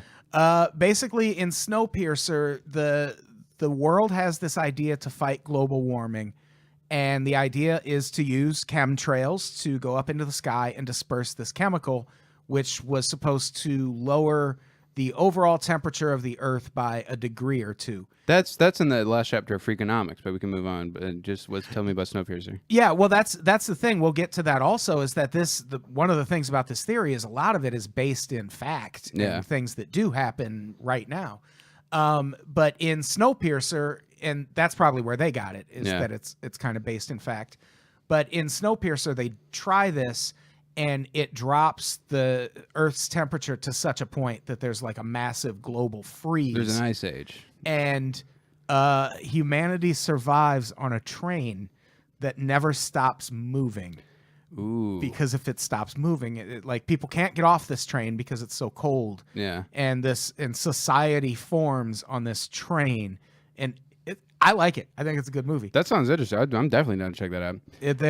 Have you ever done David Huntsberger's show? No. He does a show at the Copper Still. Oh, okay. Which, I've heard of it. if you've ever been to the Copper Still, it's there's a restaurant, and then there's a bar, and then there's a performance space. And I saw Mo Mandel do that show, and he basically described that restaurant as the Snowpiercer train, because the way the Snowpiercer train works, there's like the upper level of society. Oh, they're on top of the train or on the front of the train. Then you move to the middle, and it's like this different kind of. They're still cool, but that's weird. Yeah, and then there's the Super Predator cab. Then you get to the back, and it's all the fucking low lifes telling jokes. And then the Brave New World, Omega caboose. Yeah. Well, in the last chapter of Freakonomics, there's the think tank, and they pretty much are just like, we're going to try to come up with solutions for problems that don't necessarily exist yet, partly because of altruism, partly because, it's a good way to get rich. And they noticed a correlation between big volcanic eruptions and like drops in global temperature relative to all other variables that they're able to isolate. And they looked into it, and there's a certain molecule, particle, whatever. I'm not smart enough to know what the fuck it is that is released by these eruptions, and because of its polarity, when it enters the upper atmosphere, it basically reflects a certain amount of sunlight back out into outer space. So they're like, okay, well, if we get some big tubes and fill it up with that and shoot some of that shit out near the jet stream, it would, probably equalize fairly evenly within the atmosphere, and then that would probably be able to like turn down the temperature on the Earth. Right. So I don't think that doing it in your neighborhood, with just some kind of conspicuous plane that probably has a guy that makes $32 an hour with his pilot's license behind it, just like, hey, don't ask questions, Larry. That's another thing. Is like there's all these pilots that are all over the place. It's like this guy's never going to be like, so what am I doing? I'm just flying. I'm just taking a little scenic trip over to the Burbank Airport for for what now? Yeah. Don't even want me to take some, telephoto lens pictures of these porn stars sunbathing out in the Hollywood Hills? Nothing. That's the kind of thing where, like, you could probably lie to those people, though. You probably Be could, like, I guess. you're releasing this chemical for this when it's actually. But I know if I have that job, I'm like, and then I go look at the tank and I scratch off where it says CO2 and it says, baby AIDS. And I'm like, whoa, God. There would have been one of these guys like coming public or what, stealing some shit from work. Like, Yeah, probably. Baby AIDS. yeah, I don't know. I just reached into my filing The cabinet. most deadly chemical weapon of them all. Full of go-to comedy ingredients, and I saw, all right, polio, that seems like a weird one. AIDS, that's never wrong. What's a funny thing to say next to AIDS? Baby. Yep, that is. These theories started in the 90s with the publication of a U.S. Air Force research paper about weather modification by spreading chemicals from planes. Well, some other things that people say that they're for, this is kind of interesting, is poison. Oh, they're saying that they poisoned people with asthma. They gave people asthma and Alzheimer's. They're trying to give people diseases. Yeah, it's like basically a chemical warfare thing. People believe that scientists have tried to stop global warming with cloud seeding with aerosolized sulfites. That's where you just drop a guy with a parachute and has his dick out, and they're like, all right, try to time it right. Yeah, then but it's going to rain babies. What are those babies going to get at him? they're going to get the baby AIDS. Yeah! Oh, come on. baby. That was a softball. Yeah, they but what they argue that in trying to fight global warming, that this has actually backfired. Oh, it's causing side effects. Climate change worse and poison people, causing higher rates of asthma, infertility, allergies, Alzheimer's, cancer, and autism. Couldn't possibly be that we have 45 flavors of Mountain Dew and more people have access to healthcare to diagnose these problems than ever before in human history. That's ridiculous. It's got to be the baby AIDS fucking dust. Couldn't be any of that. The theorists also believe that government planes or commercial jetliners with modified fuel are used to distribute chemicals. We're going to watch a video. And this is example one in why don't any of these people look crazier? Because that's something I demand out of my conspiracy theorists. Oh, that's when it gets scary, is when it's like, oh, this guy has a house and a wife. Fuck. This is Lugudowski of We Are Change.org, and I'm here with Kristen Maiden. They both look so normal. U.S. military. Yeah. This is she has an amazing, fascinating. This is a video on YouTube called Military Insider Comes Forward About Chemtrails. And this is a thing where she looks perfectly normal. Yeah. She looks like a fan of the podcast. She's not unattractive. This guy doesn't look that weird. It's all... They're not wearing anything goofy. She doesn't Yeah. have like a big, like circuit board full of made up medals that she's won in her war against false info. Like, but let's let her talk. Story that we she's will got share Cole's with you cast here in her today. purse. Now, Kristen, can you tell us what branch of the military you were in and what you uncovered? Sure. I was in the Air Force on active duty for 9 years, and I worked in bioenvironmental engineering. And now, I know the issue came up with chemtrails. I know that's an extremely controversial issue. A lot of people are extremely divided on this issue, but you actually saw things from your experiences that kind of give it a little bit more validity than I actually saw ever before. Get it together. Can you go into the details of exactly what you saw?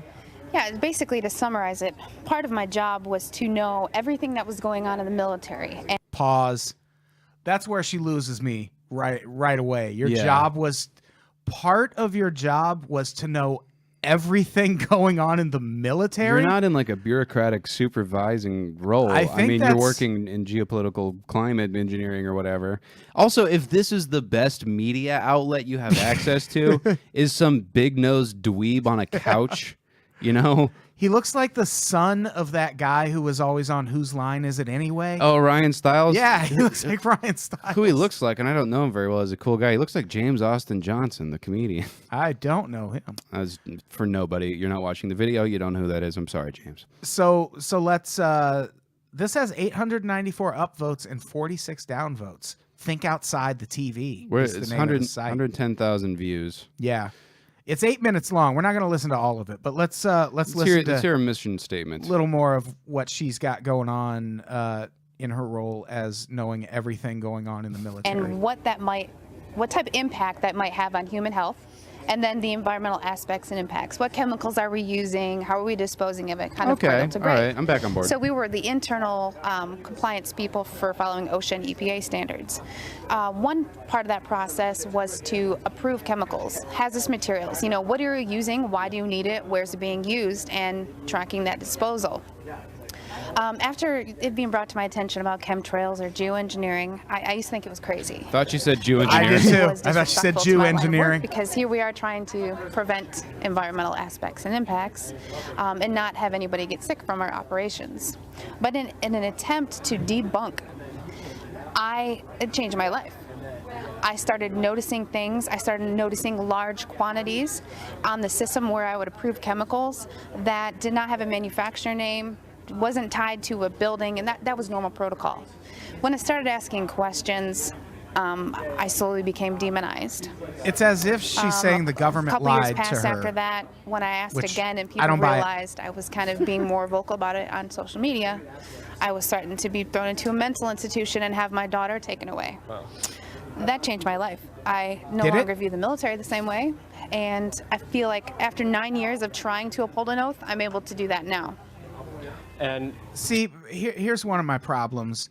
Not every conspiracy theorist gets thrown in a mental institution. Yeah. Like that part strikes me as alarm. Like she's almost too together. She's very cogent, and as I'd imagine you'd have to be to get to a role like that within the federal government, supervising chemicals and yada yada yada. But it's just she also, and this is a very superficial criticism. It's like I could also see that lady like having a breakdown if they didn't take her coupons, you know. Which I don't know, that's fucked up to say, but I'm like, and that's not trying to, but. It also, my thing with things like these is like, this is the biggest interview. Like, I don't know if she's done other interviews, but I feel like you could very easily get on a fucking. She probably would want to go to an Alex Jones, but she could probably, you know, get a lit agent to go. We'll send her out and do the Coast to Coast AM tour, and then work her way up to the fucking, you know, get a HuffPo piece written and blah blah blah blah. So it's just like weird that she's going to this guy. I mean, I don't know how big of an outlet this is. I've never heard of it, but. It's just, it's a lot of times it's more about how the things are disseminated than the actual content of what they're saying. Yeah. Let's listen to Although, I mean, so you uncovered another minute or two. This is interesting, though. This is a lot of these hidden chemicals. Where's the connection with the chemtrails? Well, the connection is, at first, when I saw these large quantities of aluminum, barium, strontium oxides and sulfates, I thought, well, this could be for an industrialized process for something called shot peening or, you know, bead blasting, things that you see in kind of the automotive sound like industry. dance moves. Except those were already accounted for.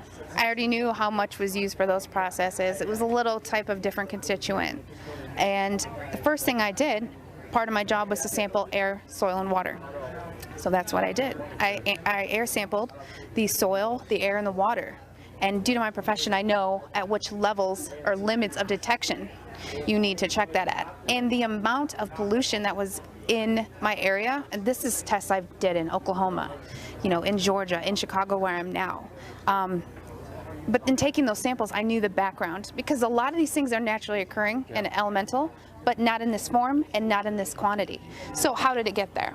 So just to clarify, you see these huge storage containers of these chemicals. Then you do the test on the air and soil, and you see these same chemicals in the air and soil now. And that's pretty much been the main evidence I've seen people who are for chemtrails use, is saying, look at the soil, look at the water, look at all the chemicals in there. And now you're finally the person who's like, wait, I worked in the military, I saw a bunch of these chemicals there. That's crazy. It is crazy. I think it was crazy. And everyone asks why are there no pictures. This guy's a strong interviewer. Well, I'd like to see you try to take a picture inside of a restricted air hangar, because you'll have an M16 in your back. Yeah. And the hardest part for people to realize is, where are the pilots? Like, there's people who have come forward, but these people are scared. You look at what's happened to whistleblowers. Look at Snowden. Look at Manning. People are scared. And I think because this topic is already labeled a conspiracy theory, I don't think the government necessarily views me as a threat yet. And I mean, I know it's not the most safe thing to do, but it's the right thing to do. Why are people it's scared? laughed at. It's made obscure. But just to bring the point home, the question I have is why are they even chemtrailing? Why is the military and government chemtrailing us? I don't know. What's your Ryan Stiles understanding of Jr. Well, I don't have anything that can solidify, but I do have my opinions, and that is the history of weather weaponry. I mean, you can take away people's monetary system, you can take away people's rights, but you take their food and you disable their ecosystem, that's the number one way to handicap people. And they've done it since the 40s. That's not pretty new. dope. Also seeing how if we're doing it that, started out to be a government program, USA. and then noticing Hey, Kansas, that it is if you vote Democrat, a way say for goodbye to private corn. corporations to profit off this, whether it's controlling agriculture, profiting. Convincing people that There's gay certain mayors events, cause hurricanes. you lose money on if it rains, or so knowing that you can kind of predict and control the weather, there's money there. All right. All right, that's pretty fucking wild. And this is also kind of convincing me. I'm also proving my own point by virtue of the fact that I'm being convinced by someone who just explained something eloquently to me. Yeah. I also think, like, it would be it'd be an interesting little study for me would be like, all right, these pilots that are supposedly flying these things that have these, suspicious, aluminum oxides in them. How many of those people have families? Are they hiring any bachelors? Right. If they're hiring just a 25-year-old guy, fresh off of his fucking certification program, it's like, all right, that guy might, decide to make his life cause convincing people chemtrails are real. But if it's just some dude who's just like, I'm just trying to get school supplies for Sarah and take a cruise with Jen, like, What the fuck? Skype. You just closed your Skype at him. God damn it. You old man. Yeah, it's like this is a thing I could see. Because you can intimidate, but you can leverage people. I'm sure that shit happens way more than we'd like to think. Yeah, there have to be, like, we know there are instances where people have information, be it that the government or just some powerful entity doesn't want shared, and they're intimidated in some way to not share it. I mean, yeah, if you can get a bunch of comics to not reveal who won Last Comic Standing, even though it's all pre-taped, it's like exactly. You probably keep someone from talking about chemtrails. I mean, you're talking about MPZ and a vague promise of being able to do a spot on Seth Meyers sometime in the future after you've developed a relationship with him, as opposed to the commanders of the most powerful fighting force the world has ever known. Exactly. And yeah, like we said earlier, one of the things that makes this theory so believable or spread the way it does is that it's kind of based in fact. The government does have the ability, not just the government, but the world has the cloud seeding is a thing, and cloud seeding is exactly what people are kind of describing with chemtrails, where you go up and you spray chemicals literally spray chemicals onto clouds, or make clouds in an attempt to change the weather. Are we sure the government's not just vaping? Stupid. Yeah, no. Well, I mean, if it's a global warming thing, that's a little harder for me to believe. If it's a change the weather thing, that's a little stranger, and I don't know why they wouldn't be open with that unless there's some kind of nefarious purpose. Like if they're just like, well, yeah, we're just trying to get rainfall up. It seems like, okay, that's probably, people are probably down with that, Yeah, they do it in particles like silver oxide are sprayed onto clouds in drought-prone countries, and they do it to obviously increase precipitation. Yeah. And the Chinese government did it ahead of the 2008 Beijing Olympics to help reduce pollution. So that part of this theory is perfectly sound. How well it works is a different argument, but cloud seeding is a thing that happens. Yeah, I almost wonder. I mean, they say that there's probably probably the furthest out version of this is like that this is for mind control. It's trying to make us all sedate, and that even goes so far as like, oh, the water supply, blah blah blah. And you almost wonder, like, well, we all have gotten kind of used to this whole Donald Trump is the president thing. Maybe shit. I am a little sedate. I don't know if it's just mob mentality and celebrity culture and Twitter and social media coming home to roost, and us just having the brains of cavemen that used to huddle around a fire and eat woolly mammoth kebabs every night, all of a sudden being given access to technology and iPhones and cars and being able to eat these candies and sodas crammed with sugar, and our brains are overloaded, and we're getting prescribed prescription drugs. It's like, yeah, maybe it's that, or maybe it's they're putting some shit in the air that just makes me like, okay, yeah, I guess ExxonMobil's CEO is the Secretary of State, and after he cut a giant deal with Russia, and I guess that's just that's politics, baby. Oh, but I don't know, probably not. And one of the things people point to is that the U.S. government did actually conduct bacterial weapons tests in fucking San Francisco. That is wait, let me take a wild guess at the time frame this happened. I'm guessing this was between 1981 and 1993, January 20th. Actually, 1950. Oh, really? Okay. Yeah. He probably didn't like gay people either. Of course not. Definitely not then.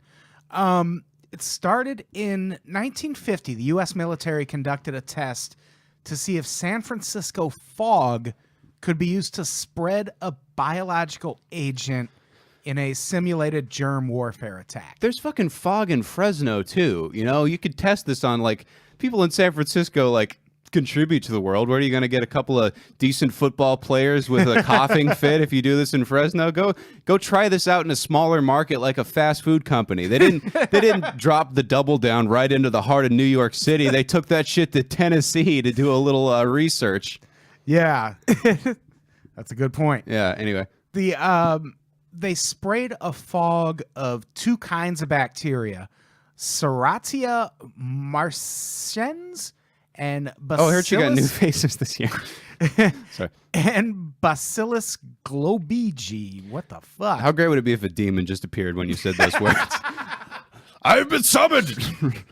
Let me tell you what's going on in hell. All right, these fires, they're not fires at all. They're making barbecue. And guess what? I've got the only sauce that's guaranteed not to make your kids Democrats. That would be Alex. That would be the best podcast. Demon Alex Jones is now for sure a Demon character Alex Jones on is the show. Official co-host. Let me tell you something about the folks over at SuperiorBrimstone.com. All right, if you're trying to keep the fires of hate burning deep within your heart, as I know you are, you need to go over to SuperiorBrimstone.com. They have only the finest brimstones, and they come in a variety of colors, flavors, and intensities. That was a word from our sponsor. Yeah, I mean, Demon Alex Jones. I forget that Alex Jones just does his show every day. So I was doing a road trip with Keith Carey recently. We're going all up around NorCal, and I found the RSS feed and I just had it in my podcast app. And like every day, like you see these Alex Jones compilations on YouTube of like Alex Jones's craziest meltdowns. And you're like, every fucking day he does this. Each show is the greatest hits. All right. Yeah, we got some big breaking news on this program, and we're not going to be able to share it anywhere else. I'm going to tease it for the entire time. And when you listen finally to the end, he's like, all right, we got a brand new kind of toothpaste coming out. All right. Now this shit, the fluorides, nope. We got ultra-ides. They're like fluorides, but they're better. And they're going to make your kids' teeth strong enough to chew through the bars that the government is imposing not only on their mind, but on their bodies. Go to InfoWarsStore.fuck and give us your credit cards. InfoWarsStore.fuck. I didn't want to give him an actual plug because I ideologically think people will he's never horrible piece that mystery together. All right, Adam, you try improvising on the show for once. No way. Run us through some of your classic characters. I got horny Bill Clinton who shows up from time to time. I got nothing. I'll talk to Damon Alex Jones. He's a fun guy. Oh, the last thing about the San Francisco tests. They spread these two bacterias which they believed were harmless at the time, and it worked. You look at these people; they still got glitter all over them. All right, they had lasting effects. Over the next 20 years, the military would conduct 239 germ warfare tests over populated areas, according to news reports from the 70s, after the secret tests were revealed in the New York Times, the Washington Post, Associated Press, and other publications, and also detailed in congressional testimony from the 70s. MSM's trying to tell you that they're... I'm sorry. I got to stop. I can't. I won't be able to go back. Bye. Just do the rest of the podcast. It's Demon Alex Jones. All right. What do you got for us, Adam? These tests included the large-scale releases of bacteria in New York City, the New York City subway system, on the Pennsylvania Turnpike, and in National Airport, just outside Washington, D.C. Yeah, if you want to see a large-scale bacteria release in New York State, you go up to the Hamptons outside of Hillary Clinton's house when she takes a big old shit. That wasn't my best work. No, I thought that was great. You know what? He's not special if he's around all the time. So let's see some of the pretty people out. Let's see what Hayden Patinier. There are some very pretty people who believe chemtrails are a thing. Hayden Panettiere, who you might know as the 4'3" star of the hit series Nashville. Is she 4'3"? No, she's very small and stumpy. Wasn't she the cheerleader on Heroes? She was that too. Okay. But I watch Nashville. So sue me. I haven't seen a piece of new, non-stupid internet media since probably 2010. Hayden Panettiere, she tweeted out a picture of all of these chemtrail patterns in the sky, and she tweeted, "Oh, wait, I think we could do a dramatization of this if we scroll down. What the heck are they spraying over us? It's been happening for years, but it's only extremely for the past few months. Weird monkey emoji." Why is the monkey emoji there? Well, it's the monkey emoji covering its mouth, like. Oh. I do the monkey emoji if I'm being cheeky, But she also said, "What the heck are?" and just the letter R, and I'm like, well, use a little word economy, Hayden. You could have gotten that out there. That's a Prince in the Queen's English. You could have lost the monkey emoji to get the letters A and E in between there. It's a Prince shout out probably, and so close to the anniversary of his death. Death, yeah, that's what they want you to think. MSM doesn't want you to know that Prince is alive in my dungeon making barbecue sauce, which you can purchase at infowars.fuck.usa. Go to hell, liberals. Speaking of Prince, in a 2009 interview on PBS, he expressed his belief in chemtrails. Oh, I love it. Prince just got into everything. He's just like, I'm already a Jehovah's Witness superstar that's isolated himself from the world to just create beautiful music. I'm just going to have orgies, chemtrails, sure. Yeah, what is this? A super opiate with an unpronounceable name? Okay. Fentanyl. Fentanyl. Oh, it's fentanyl. Okay, I know him. fentanyl. Yeah. Yeah, he's a good guy. I started with him back in Orange County. Kylie Jenner also tweeted a meme. Take it, Connor. Let's ask ourselves, why did I see 75 planes spraying white stuff into the sky in my 15-minute drive to work? Who pays for this? Why is it happening? Is it something being exterminated here? Is that something me? Does this have anything to do with honeybees are dying real fast? Why are some days normal with no planes spraying and others are like this? Who's responsible for this? Hillary? What effect will this have on our health and our children's future? Who the fuck thought this was a good idea? God, am I the only one who sees this? Check out our new line of pantyhose that's available right now on infowarstore.fuck.usa. Go to hotliberals.com. That's a great Kylie Jenner. Let's ask ourselves. Yeah, the Kylie Jenner, Hayden Panettiere, Prince. You just respond to those tweets from Kylie Jenner with plastic surgery before and after, ooh, well, I guess your lips just got real dick suckly overnight, huh? Roseanne Barr, she believes in. There's an interview with Roseanne Barr on the Alex Jones show. People don't realize there's actually been a Roseanne Barr impression the entire time. Sound very similar. Billy Corgan, if you can believe that. Who's Billy Corgan? He is the lead singer of the Smashing Pumpkins. Okay. Let's see what his video is all about. I was thinking Corbin over in the UK. This is him on stage. Chemtrails, yeah. You got a lot of chemtrails over here. Big sky, big chemtrail. Does anyone know what a chemtrail is? Adam, quick, what's a Smashing Pumpkin song? Will you turn to the person to your left and explain what a chemtrail is? Okay. Remember when the sky used to be blue? It was just blue? Shut up and play Today, you liberal trendy. toxic death smoke. Yes. Okay, my name's Billy. Your gold record was a false flag, Billy. Chemtrails. Just Google Billy Corgan chemtrails. They're just going to get this video, idiot. It's going to be an infinite loop of them trying to find you talking about chemtrails. Well, he monetized that account. He's trying to put a little dough away for when those fucking commercial checks stop running in. Chuck Norris has written several articles about chemtrails. Believe this, but Chuck Norris is a chemtrails believer. I own a Total Gym, the thing Chuck Norris pushes on TV. Okay. That thing is dope. Okay. All right. Fucking work out at home. It's great. Yeah, here's the thing, though. I beat Chuck Norris in an arm wrestling contest, 40 feet beneath the Pentagon. There's also a Donald Trump tweet out there that theorists point to claim that Donald Trump believes in chemtrails, but bad news. It's fake. order will end the chemtrailing across America.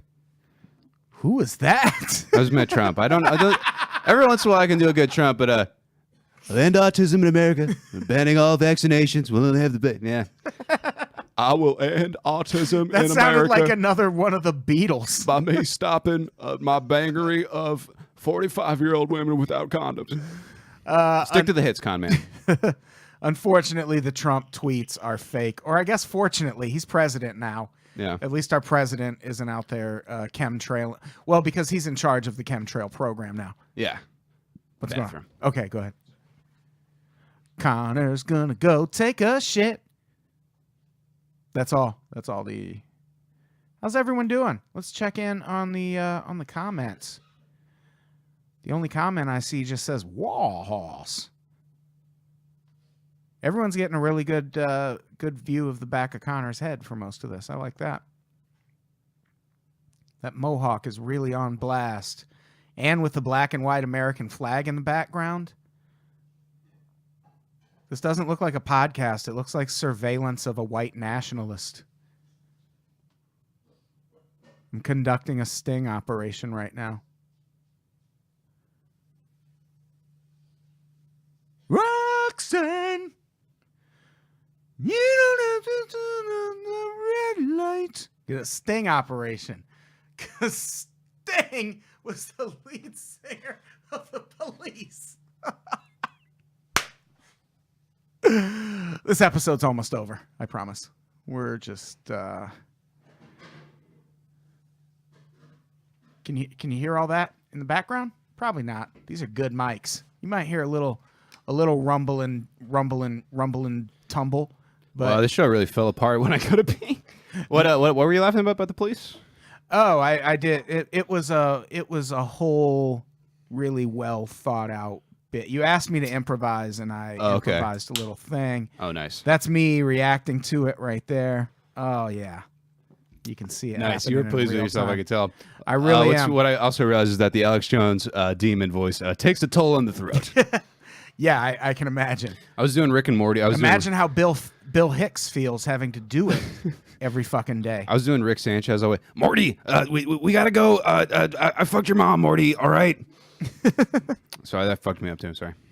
So here's the thing about chemtrails. If you really want What to, is the deal with the chemtrails? what's in the the sky? deal with airplane Here's the deal. chemtrails? They taste better than the food. I can't even tell this joke on a college campus.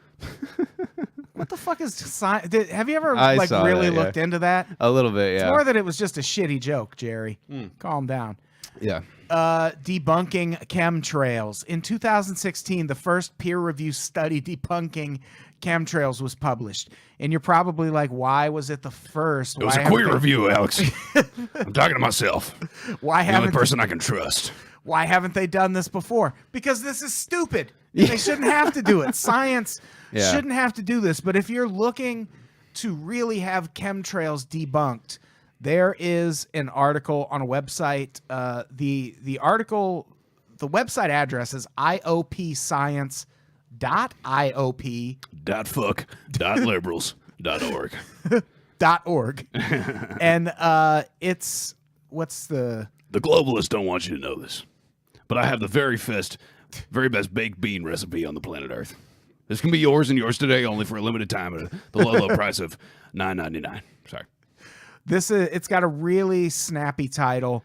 Quantifying expert consensus against the existence of a secret large-scale atmospheric spraying program. This is actually something I'm kind of interested in doing, or sort of as a consultant, I guess. It's just like a lot of times people that have the right ideas about things and are just very well-meaning, kind of coherent folks, they're not funny.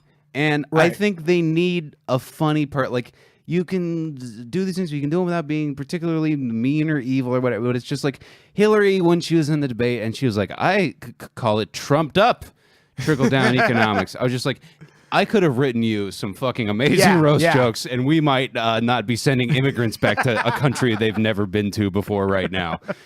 It's just so irritating because you see that article. It really is, yeah. And it's like, well, I'm sure the people that were hired to write clickbait that day and saw the study, did a better job of fucking promoting it than they did. But it's not as sexy as the government's trying to make you gay, you know. So it's just like these people need a better PR department. All right, sure. And Conspiracy the Show is available to you. All right. You can just hire us. Yeah, we have just do it. Adam Todd Brown, editor of a lot of websites. We don't need to get into it. And, fuck them. And Demon Alex Jones here to tell you. We should branch out into that. I feel like we could have gotten Clinton elected. I think so too. I'm like, look, I've been in one way or another. I've been behind a lot of your favorite roast jokes for the past 3 years. So how about you? My fucking contact information is up on the website. How about you drop me a line? This article on the IOP science site, it's long as fuck. No one has ever clicked on anything that begins with the word quantifying. No.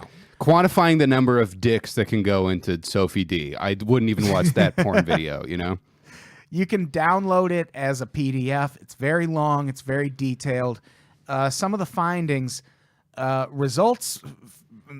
main finding is that 76 of the 77 scientists that took part in this study said they had encountered no evidence of a SLAP, which is a secret large-scale atmospheric program. Sounds like I've never been to the InfoWars studio. I got a slap for you each and every day, ready to go every morning.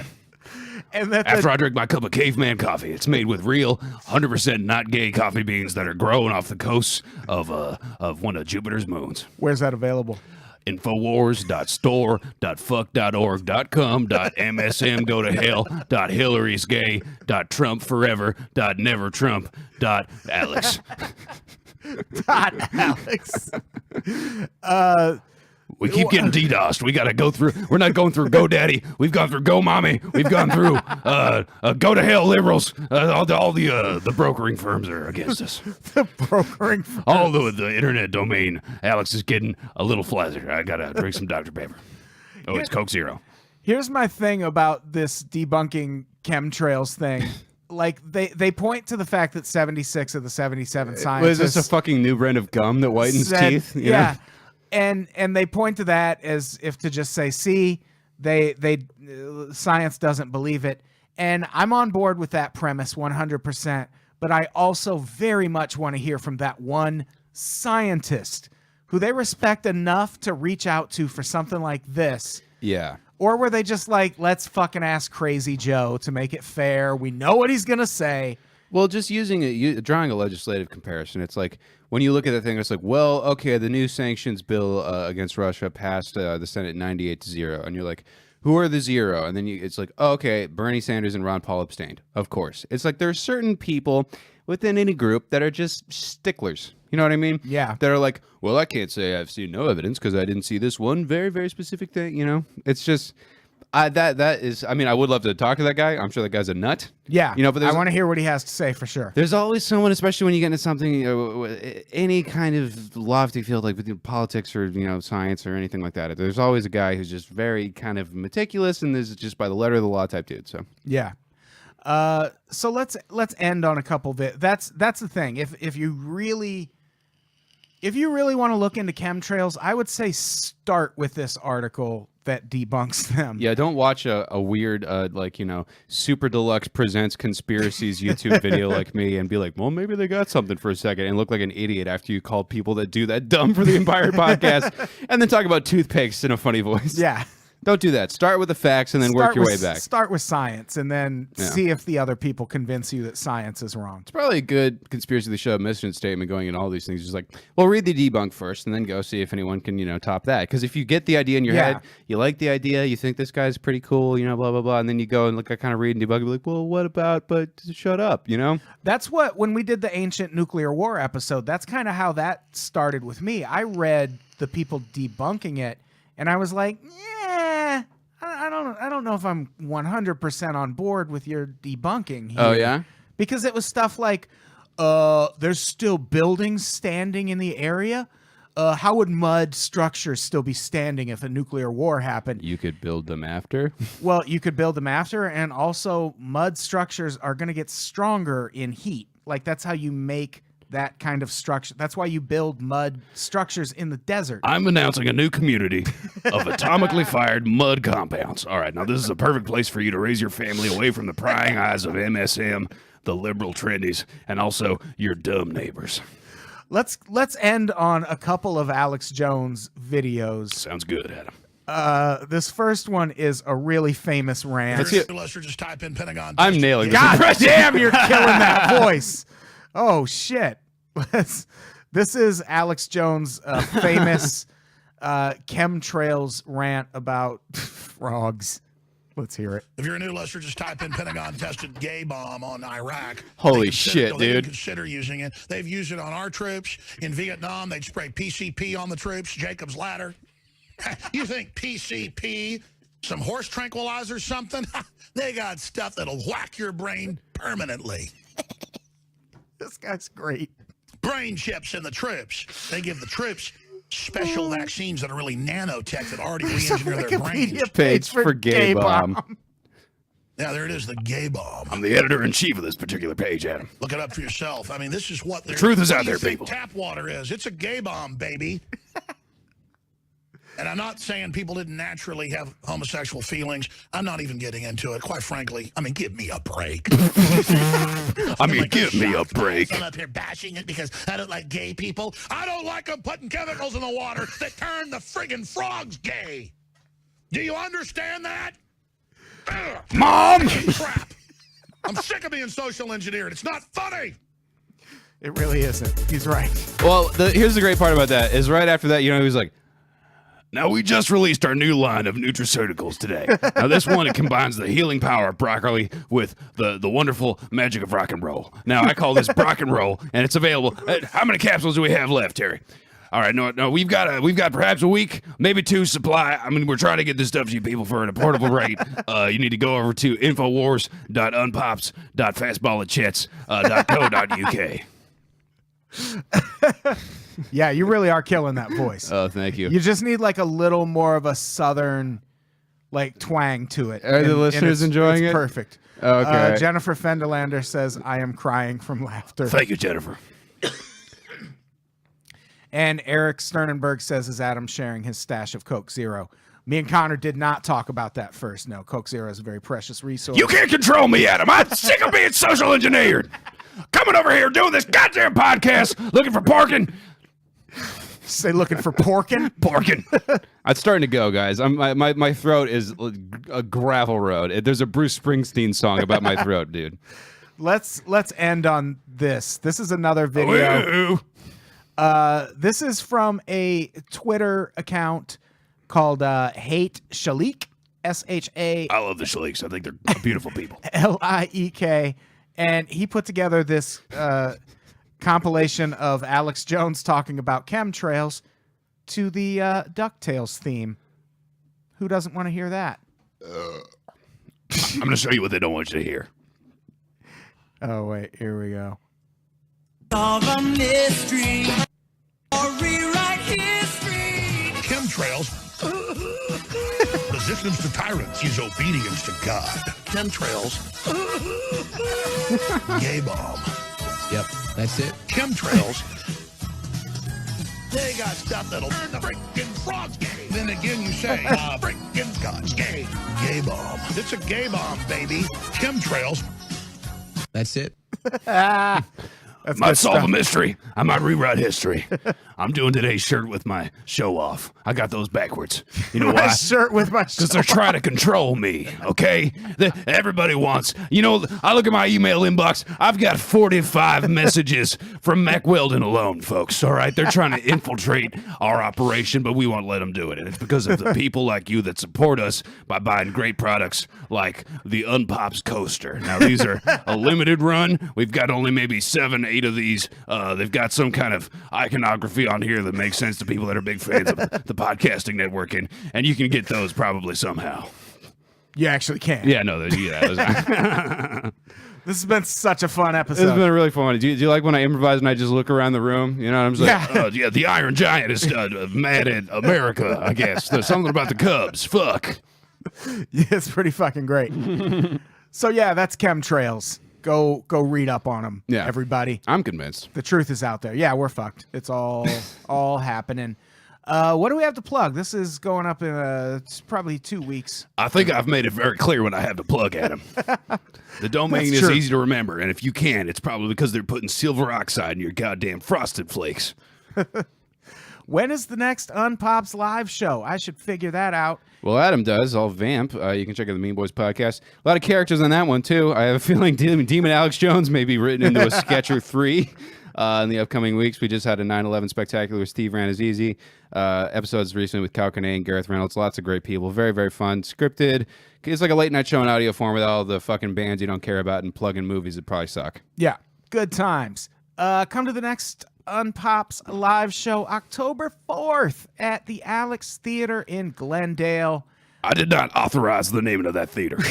All right, let me tell you that thing right now. We have such a crazy fucking lineup. Jack Knight, No. Dave Waite, Tool of the MSN. Joe Dosh. You know Joe Dosh. Yeah, I think you drink some of that tap water in San Francisco. Joe's the funniest dude in the world. Go to that show. Joe's great. Yeah. Yeah. It's going to be a really great show. Josh Denny is on that show. Crazy fucking lineup. Anna He's Valenzuela. big pancakes. I like that guy. Anna Valenzuela's on it. It's going to be a good time. Come out Yeah, to that. overrated. So come to that and subscribe on Patreon for the other weekly episode that That the MSM doesn't get access to. That's where we really go deep. we got to put this one out in the main feed. It's too funny. Yeah. We'll make the next one like a subscription only thing. Okay. We'll figure it out. All right, let's get the fuck out of here. Connor, say goodbye. Alex Jones joke. I'm tapped. Goodbye, everybody. We love you. Goodbye, live stream. Once I find the mouse for the other computer.